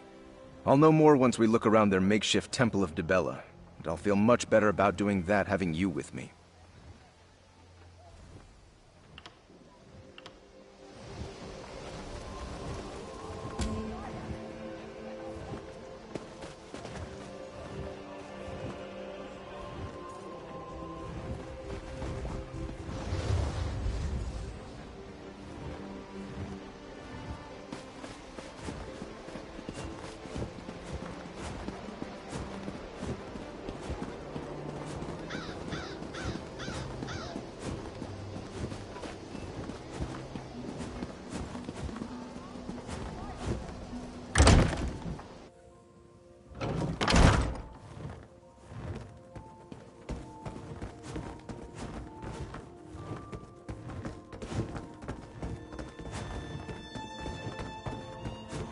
So, this is the Dibalacium.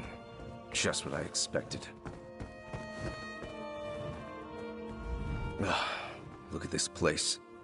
These Dibellites fancy themselves free-spirited bards blown by the wind. But they've got enough gold to make Zenithar blush. Doesn't matter. This is where we'll find our answers.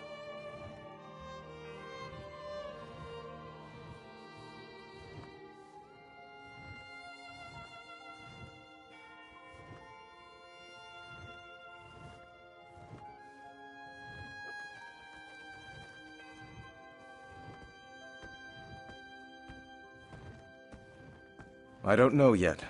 I just know we have to look. Take this. It's a rare bit of magic called a memory stone. Grana Cerise gave it to Grandpa Lier the night before she supposedly murdered Priestess Rolain and fled. Maybe it'll show us something. Then you'll remember they hold their owner's memories inside them. I only learned about the stone's power a year ago, when a mage passed through Bravil and took an interest. He said memory stones only awaken in the place where the memory occurred. Aye, that's the hope. I know we face long odds on this. Magic stones and lost memories sound like storybook nonsense, but it's really all I've got to go on. How about we start our search on the ground floor? Like I said, the victim was one of the Debellites' high priests, a woman named Rolain. This was 60 years ago, mind, but my grandfather tells me the locals worshipped the ground she walked on, thought she was a prophet, or something near to it. Aye, my Grana Cerise was Rolain's flower.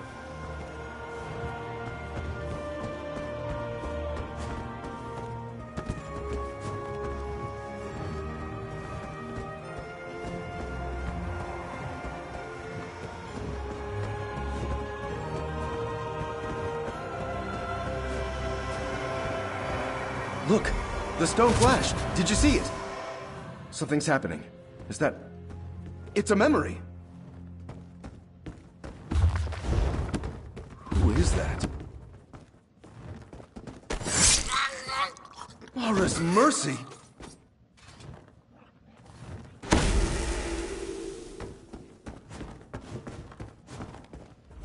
By the Eight, what was that? A murder? Someone recorded a murder in that stone? Why would anyone do that? Wait, could this be related to the disappearances Grandpa Lier told me about? Aye. Way Grandpa Lier tells it, in the weeks before Rolain vanished, a handful of novitiates went missing. None of them were popular enough to raise an outcry. People said they must have just left, trying to get out from under Rolain's shadow. Grana Cerise helped all the novitiates, cleaning linens, tending to flowers, arranging sheet music. She knew everyone. These people probably would have pinned the disappearances on her too. But the story took a dark turn after Rolain's murder. The Debellites decided it must have been a conspiracy. The missing novitiates were all in on the plot. Now we see the truth of it. Can't be sure, but whoever murdered those novitiates might have murdered Rolain too. We should keep investigating.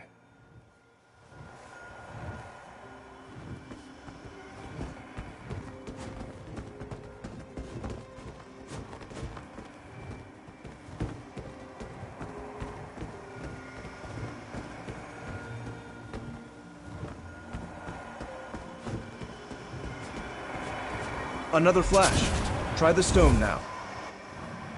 Not another one.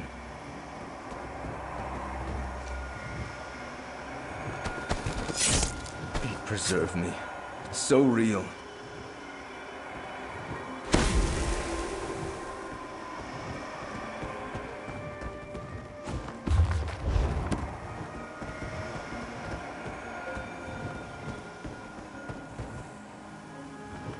They didn't like how I tucked in the bed sheet. Really?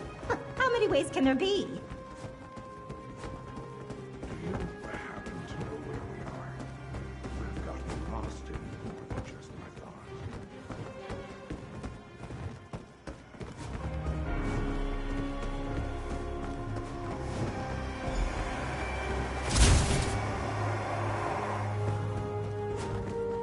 It's our killer again.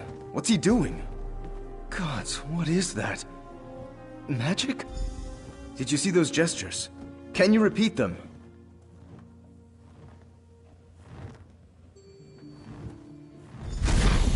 Mara's mercy!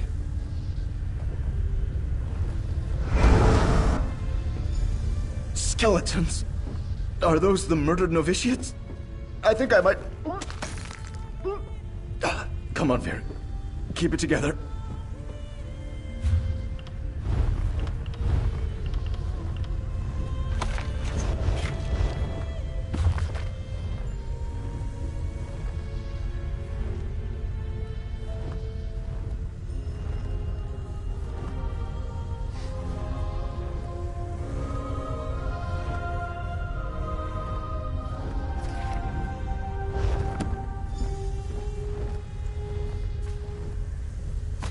Find anything?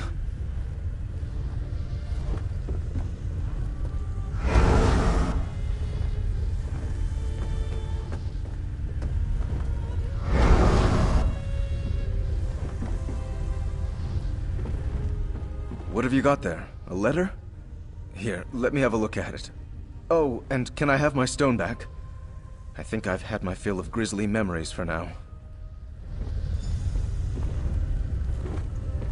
Clara, Ariel, Edgard. Yes, these were the novitiates. This should bring their It wasn't enough that the murderer killed the novitiates. She had to steal their souls, too? How would someone even do that? Huh. I've heard of soul gems before, but not black soul gems. I thought mages just used them on rabbits and goblins and such. These black ones can suck up the souls of men and mer? They'd preserve us. The ledger said the killer traded them, right?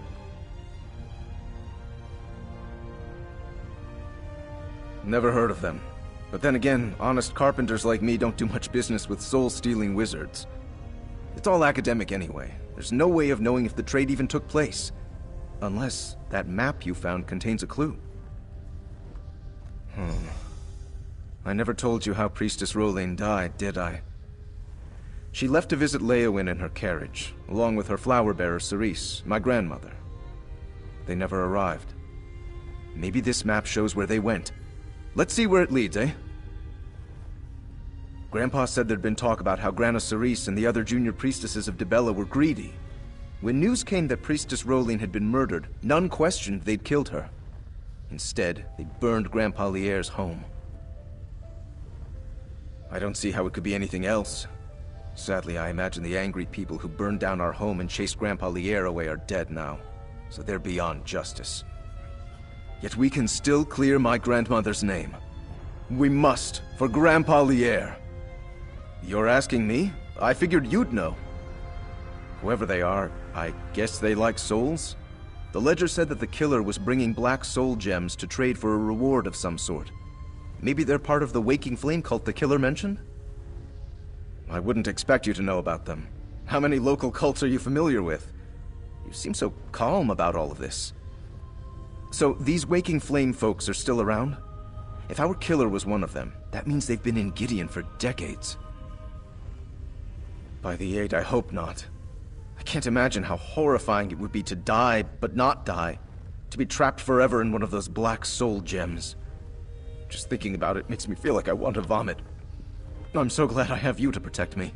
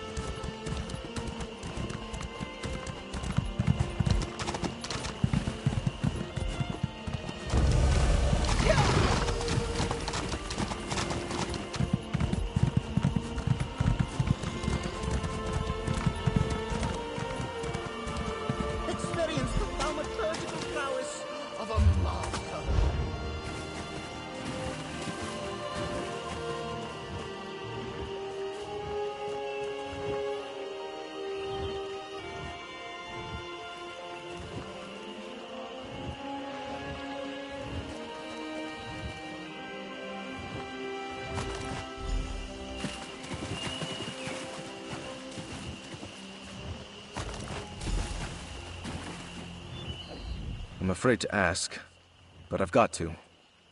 What did you find? Let me see. Yes! I've seen that seal too many times. See the flowers encircling the face? It's a symbol of Dibella. This is a High Priestess's signet ring. It can't be a coincidence. That skeleton is Priestess Rolain. We found her. So Priestess Rolain was transporting those? Why? Did Grana Cerise know about it? They left town together and vanished together. My grandmother's skeleton isn't here, so... By the Eight, could Priestess Rolain be the killer? Do you think... No, it couldn't have been Grana. She wasn't in Gideon when the novitiates were killed. The priestess had access to the treasury, had the ear of the people. It all makes sense, except how she died. We just... Wait. Look there! You should say hello, right? I'm right behind you.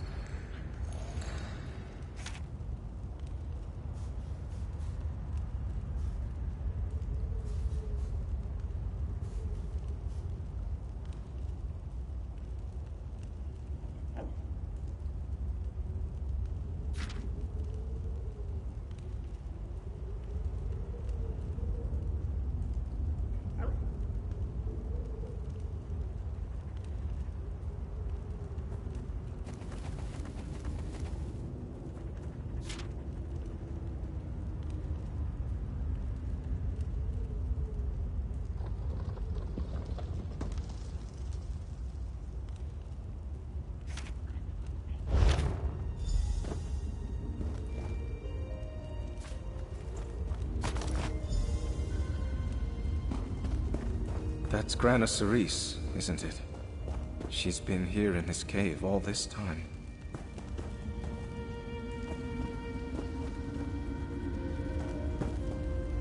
Sorry for keeping you waiting.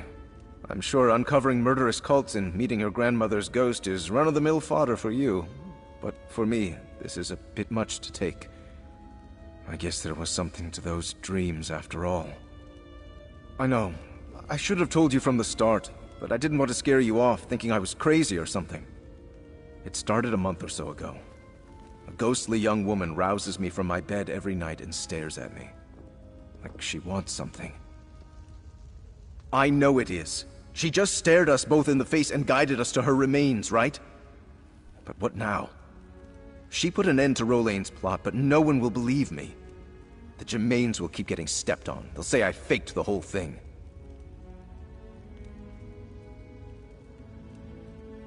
That might actually work. Keshu the Black Fin and her Argonians couldn't give two croaks about Dibella and her flock. Keshu's war mage, Fire from Nowhere, knows local history. He might just listen. Grana Cerise gave us the proof. Let's use it.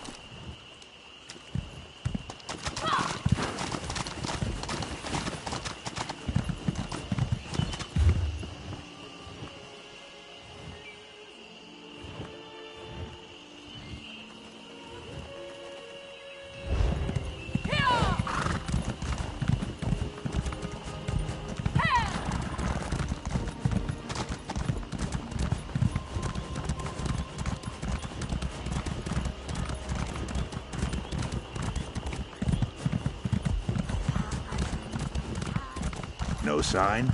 Good. Carry on. Son's greetings, Biko.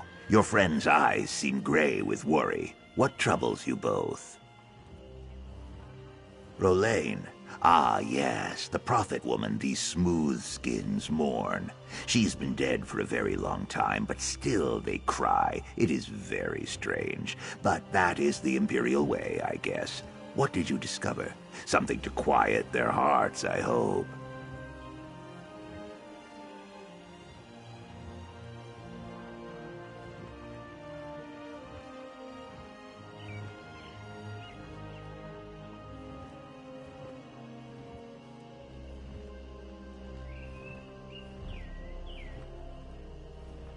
Well then, that is not what I expected you to say. If this is true, there will be a great wailing in the Dibalacium. Disbelief also. They curse the woman Cerise Germain, and all who hatch from her clutch. Your proof must be hard as stone. I can tell you speak the truth. In the name of Keshu, I claim the Breton Ferric Germain as my charge. I place my hand upon the Hist and swear no harm will befall him here, and the truth of this will come to light no matter how grim.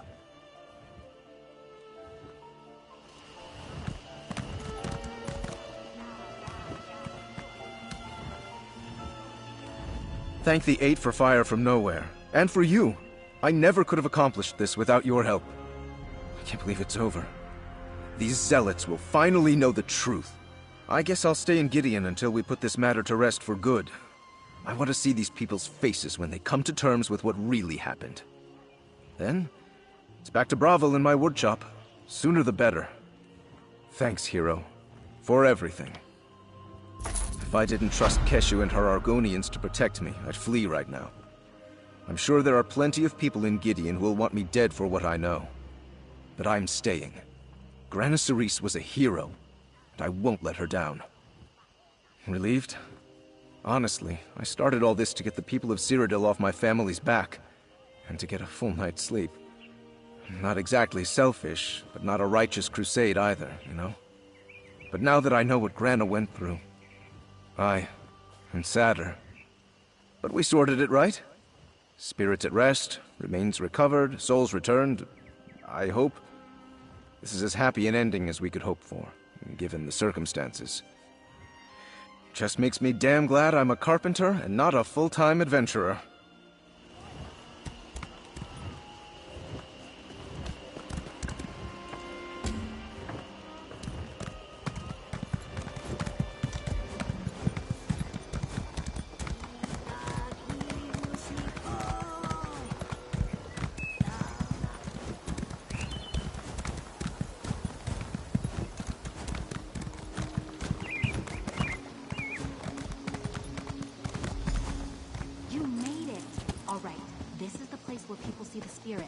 Go on and try out the lantern.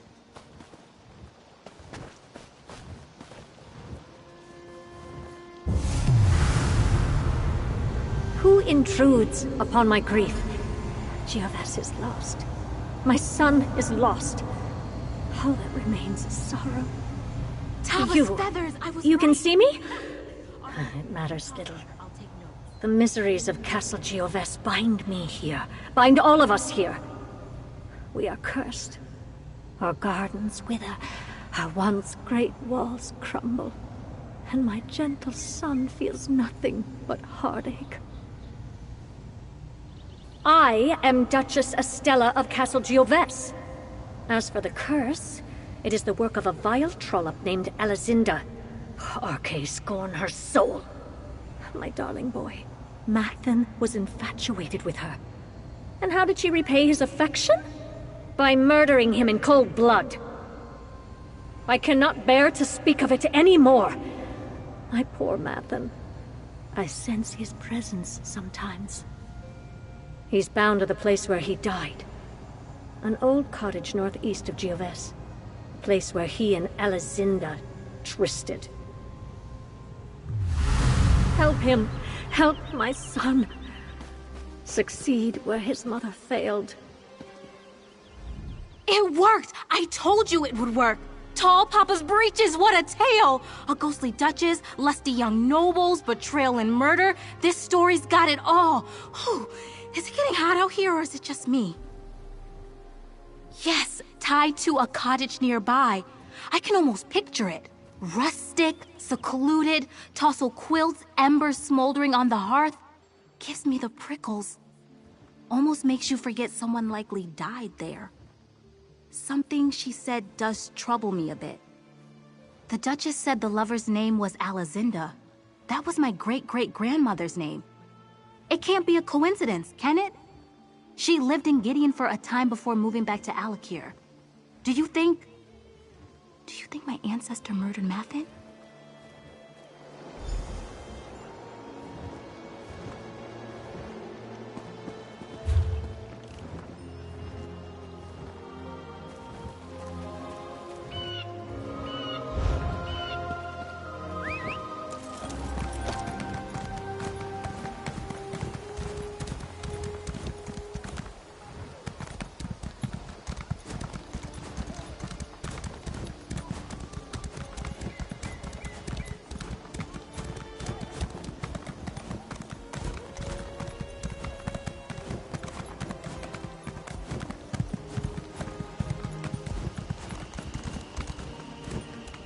If I didn't trust Keshu and her Argonians to protect... Relieved? Aye.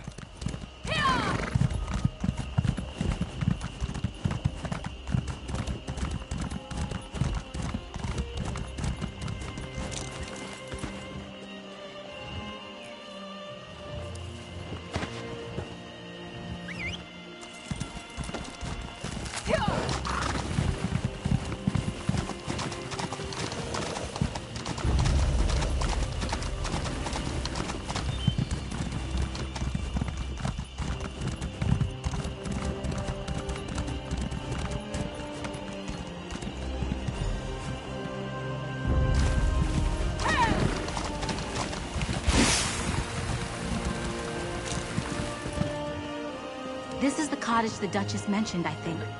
Not all that romantic, is it? Let's look around.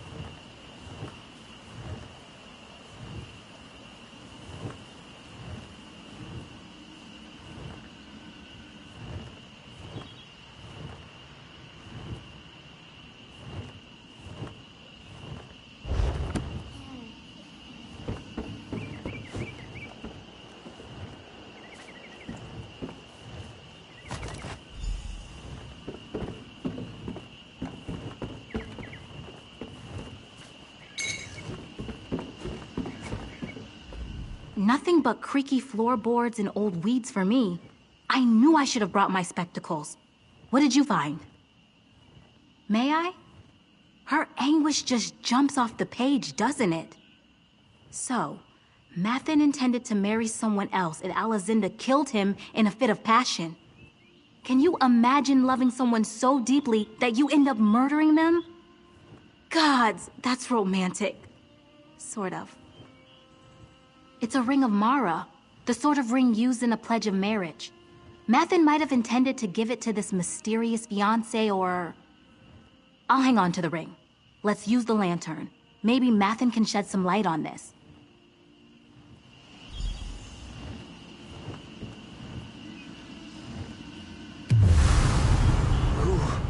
Who's there? Alazinda, my love. Is it you? So this is Mathin? Gracious. This light, it offers some respite from my sorrows. You have my thanks. I am Mathin Galenus, heir to the Duchy of Gioves. What brings you to this place? Curse? Is heartache not curse enough? My great love, Alizinda, poisoned me on the very night I meant to propose to her. Someone deceived her. Told her I meant to marry another. She killed me, yes. But it was an act of jealous grief, not witchcraft. I do not know. I've learned that certain objects hold a grip on the soul. Things we treasured in life. In my darkest moments, I sometimes feel drawn to the chapel where they laid my body to rest. I see harsh light glinting off my golden armor. Maybe these long, gray years make it difficult to think. Seek out the chapel. You will find it to the west, amidst the ruins of the castle. If my armor keeps me in this sorry state, I beg you to find it. Without love, there is nothing for me here. My lady, forgive my impertinence, but you are the very image of my lost love, Alizinda. How could this be? Oh my goodness. I believe I'm her descendant, brave Sir Duke, Baron, whatever. My name's Ysara, by the way. What were we talking about again? You share her spirit, Lady Ysara. At last, fate grants me a kindness. We must help him. That poor soul.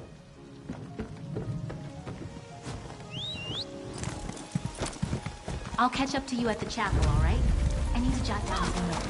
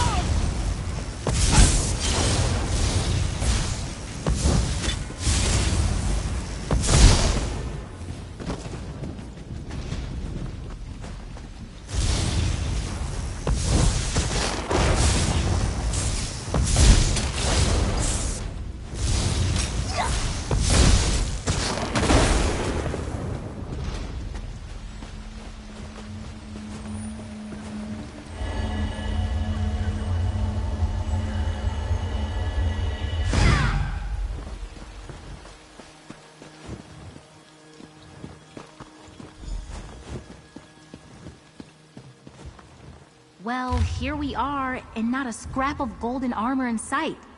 Let's have a look around.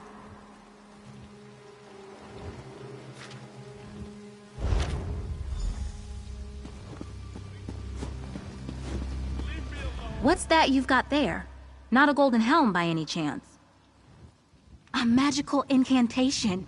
The handwriting is different from Alazinda's journal. That means she can't be responsible for the curse. I knew my ancestor wasn't a sorceress. A murderer? Maybe, but not a sorceress. Of course, this all begs the question. Yes, and more importantly, why? The person who cast the spell clearly had an axe to grind. Maybe it was a court wizard or some jilted witch. My novel's less romance and mystery at this point. Let's use the lantern again. Maybe the culprit's here.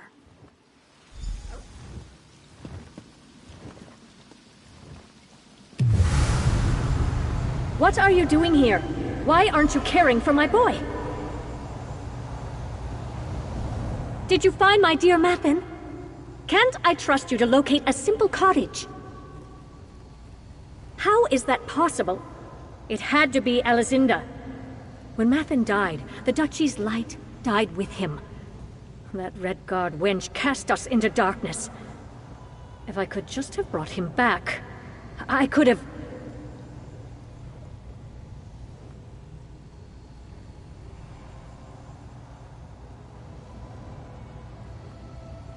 Yes, Arkay, forgive me. I wept over his body in this very chapel for 3 days without sleep or nourishment. My grief was ocean deep. He was my only boy. So I cast a simple spell. I tried to draw him back with promises of glory. I failed.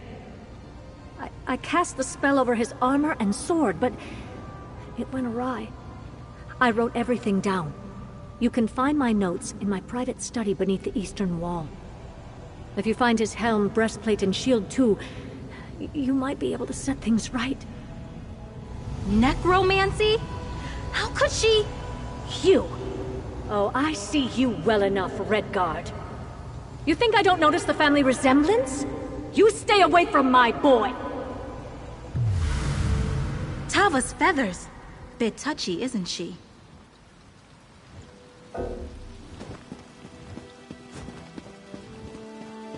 Let's make our way to this private study. Carefully.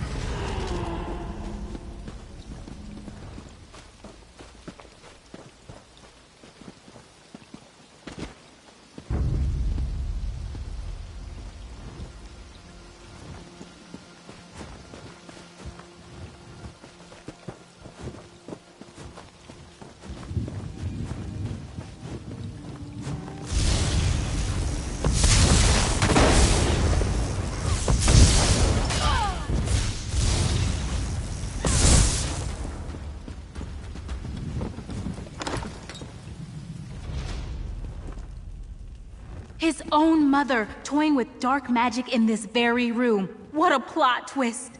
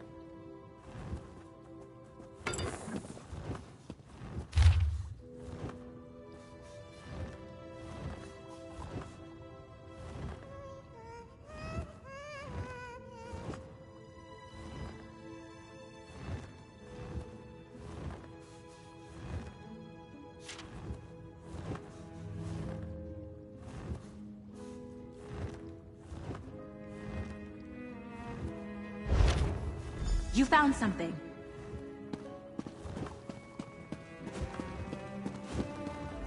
You found Duchess Estella's notes that quickly? Thank Rupert guy can rely on your eyes. Can barely see a thing in this place. What do they say? Really? Oh, I think I spotted some on the way across the castle grounds. I knew that herbalism workshop would come in handy someday. If we do manage to find the armor, be careful pulling it out of the tangle. Heartsbane's quite deadly. I saw a clump of Heartsbane on the way here. Come on!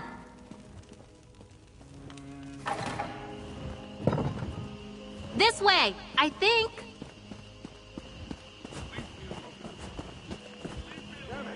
There! That's Heartsbane, right?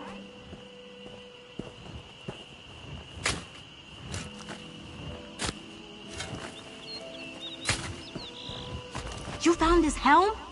We're off to a great start. Unless... Come here a moment. Sorry. I feel like we've assembled most of the clues to this mystery, but I just can't shake the feeling that we're missing something here. Well, Duchess Estella got them into the situation, right? She cast the ugly spell that cursed poor Mathin, and now we're gathering up the items she used to make this mistake in the first place? It can't be that simple. What are we missing? Maybe not. She wasn't a professional necromancer. Maybe she missed something too. Remember what Mathin told us? Certain objects take hold of the soul. If that's the case, isn't it odd that we found him in the cottage instead of the chapel? Only one way to find out. Let's use the lantern again. I'm still carrying the ring. If he followed us here, maybe we're onto something.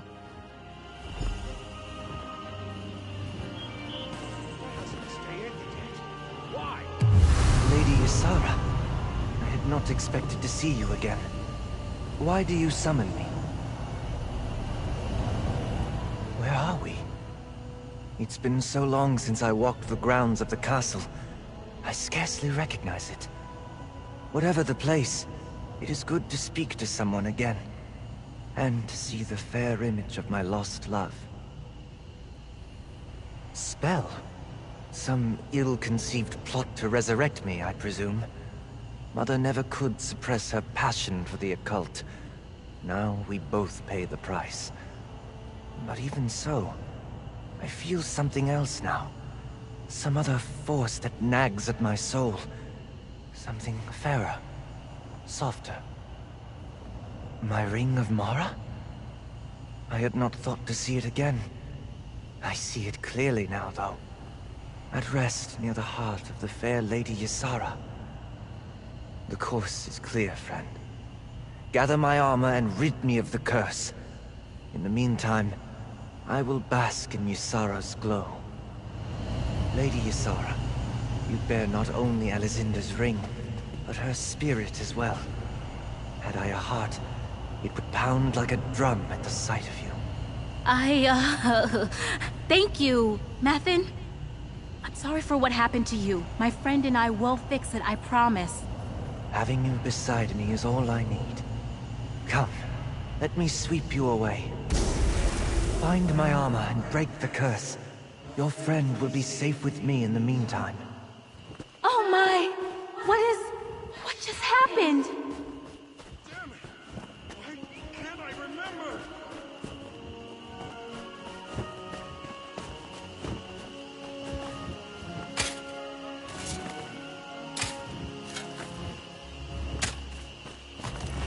Mathin, what did you do?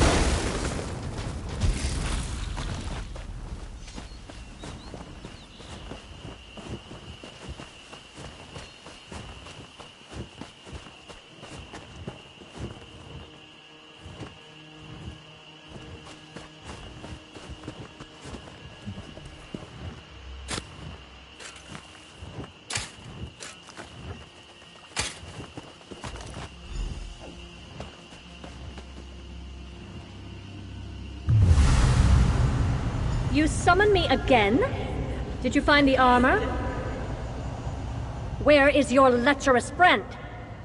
Just like her ancestor, ensnaring her betters, meddling in family affairs. Huh. Mathen should be thanking me for sparing him the pain. Mathen truly meant to marry Elizinda, a woman with no pedigree, no means, and no great talent. She was a no one. I couldn't bear the idea of him throwing his future, and that of our duchy, away over some childish romance. So I spread a rumor. I only meant to split them apart. It was for his own good. Typical of low-bred paupers, she overreacted. Mathen died by her hand, not mine. None of this matters. What matters is breaking the curse. I need one last object. The Sword of Gioves. It is in the mausoleum, beneath the Great Bridge, guarded by Calvis Vannon, 1st Duke of Gioves. Retrieve the sword and bring everything you found to Tavia's tower. If all goes as it should, we can reverse the spell, and set both of us free. I don't want that woman lingering near my son any more than you do. Find the sword, and bring it to the tower.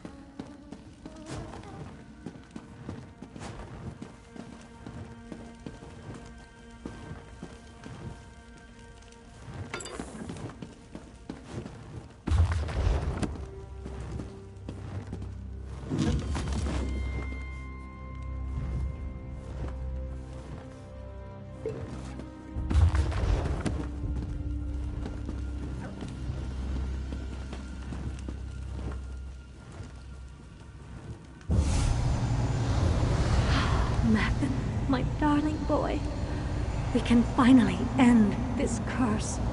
And now I part with the Lady Ysara as well? Is there nothing you won't take from me? Place the regalia, adventurer. It is well past time we left.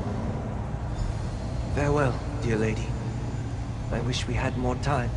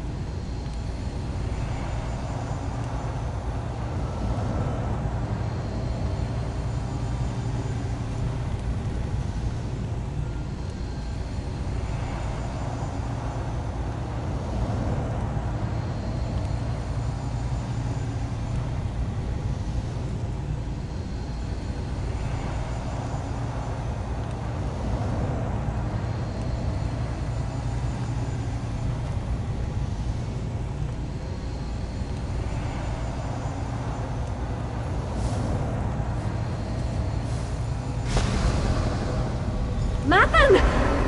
Why aren't you... Mathan! I'm still here? My poor Mathan. What went wrong?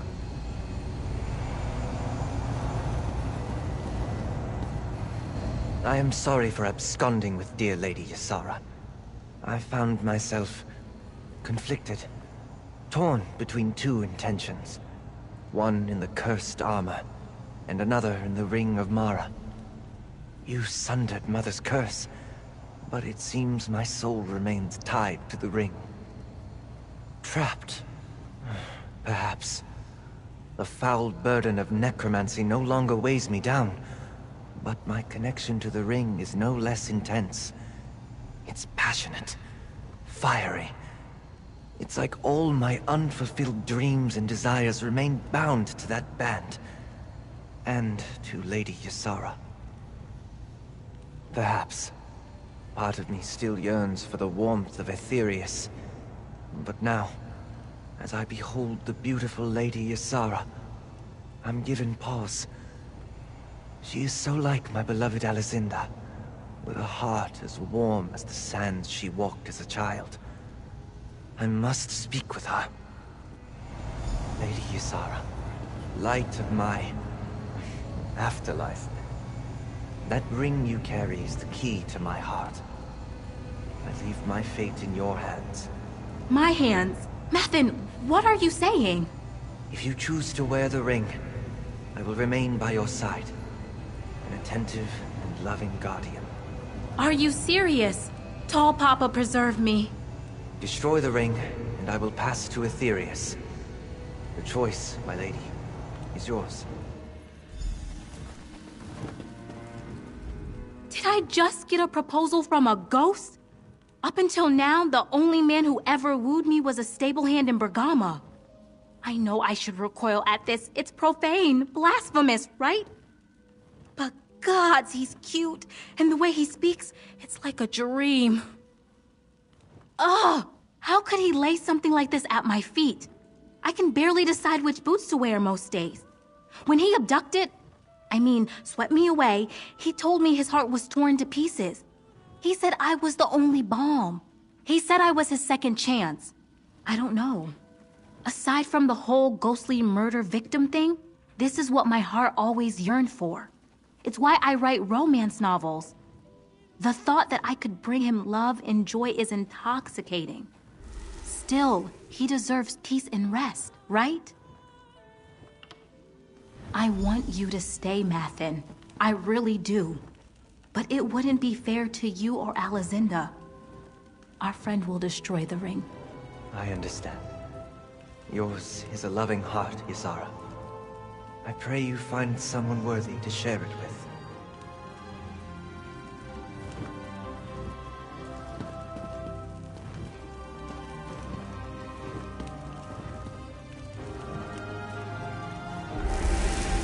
Goodbye, Mathen. Farewell. Ugh. Isn't this always the way? You find the man of your dreams, but it turns out he's the lost soul of a man your ancestor poisoned in a fit of passion 200 years ago. Just my luck. You're right, of course. I'm desperate for some grand romance, but it's no more real than my stories if I act selfishly. Ugh. Let's focus on the good things, right? A curse broken, a writer inspired, and it's all your doing. Thank you, my friend. Gods, he was gorgeous. I'll find someone, eventually. But I doubt they'll have a chest like that. Are you joking? Of course I'm going to write about this. Tragedy, lies, murder, necromancy, intrigue, true love. This will be a bestseller, guaranteed. More importantly, it will help me remember Mathen. No. I have crown blood on my mother's side. The idea that a beloved ancestor who accomplished so much in Sentinel played a role in some salacious and deadly affair? It would not go over well. At all. Better to keep that to myself. I did. At least, I think I did. I've never been one of those women who thinks about marriage and children. That's why I have my novels, right? To revel in the fun part of love. The only part I've ever really been interested in. Maybe. I guess we'll never find out, will we? One thing's for sure, love is much more complicated than I ever gave it credit for. That shouldn't really come as a surprise to someone who writes about it professionally, but here we are.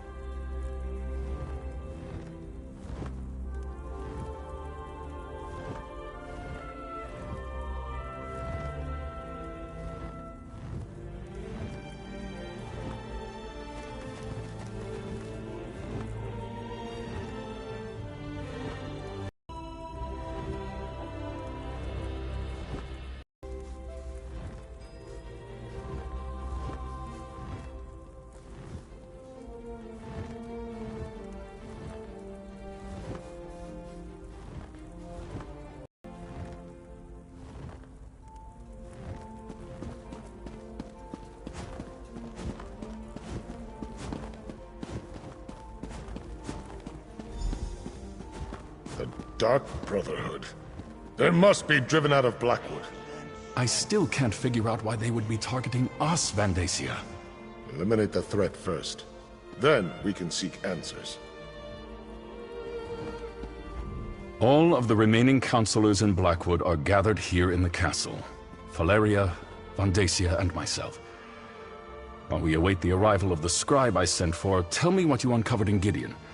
I'm not sure I agree with Vandacia's assessment.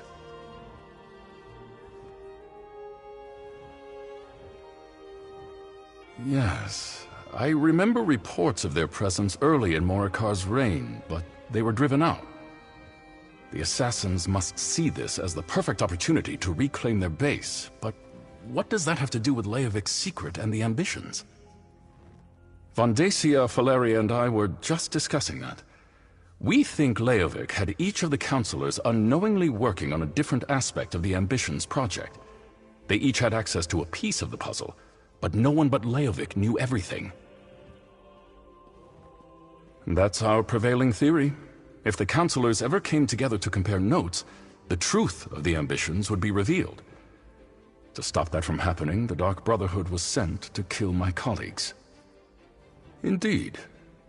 Very curious.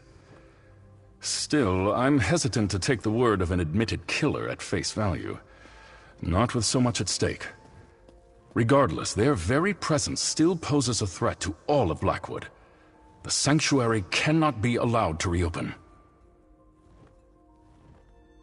Jyric's and Sophis' documents contain information written in Imperial Code. I sent for the scribe Aragon, but he has yet to arrive. Until then, the counselors will remain safe within these walls. You have done well so far, and have my thanks. Whatever the truth behind the murders of my fellow counselors, we can't allow the Dark Brotherhood to gain a foothold in Blackwood. I'd like you and Evely to go to Bloodrun Cave to ascertain the situation there. Talk to Evely and make your plans. Until we know more, I'm not prepared to engage in an all-out war with the Dark Brotherhood. No, better to send you and Evely to investigate the situation. Then we can determine if a more forceful response is warranted.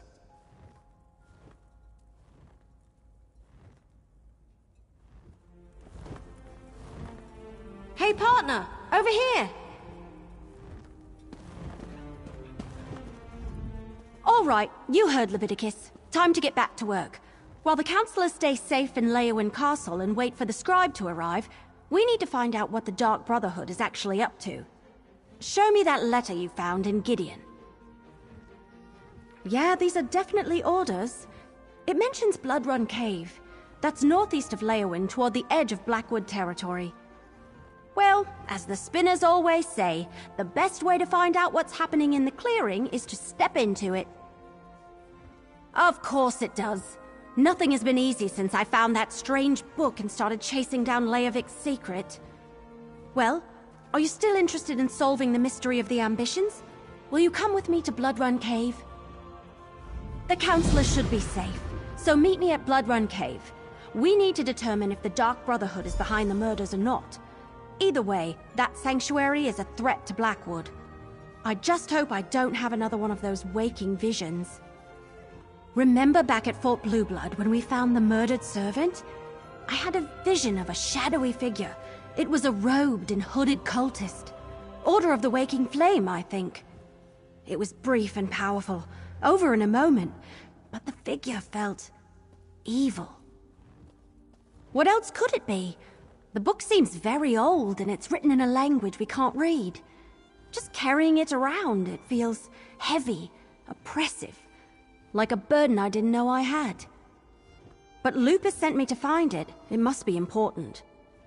I don't know. I'm an archer, not a Daedric scholar or anything. I don't think I should let the Order of the Waking Flame get their hands on it, though. And maybe one of these visions, if I have any more, will actually help us figure this all out.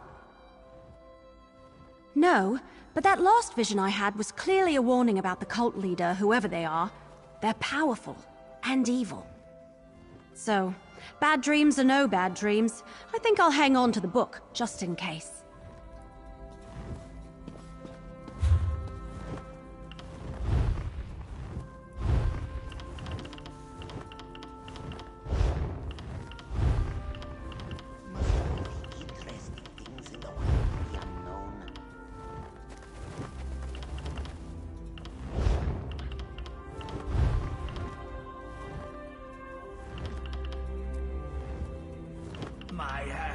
Don't stop shaking.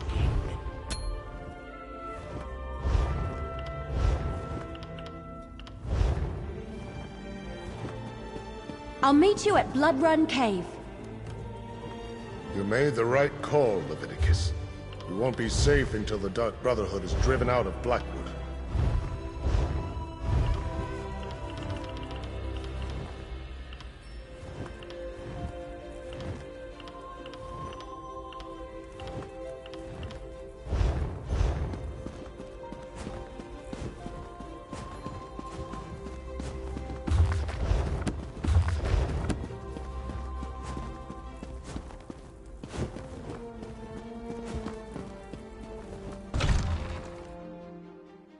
Should have brought one of those tonics that high up.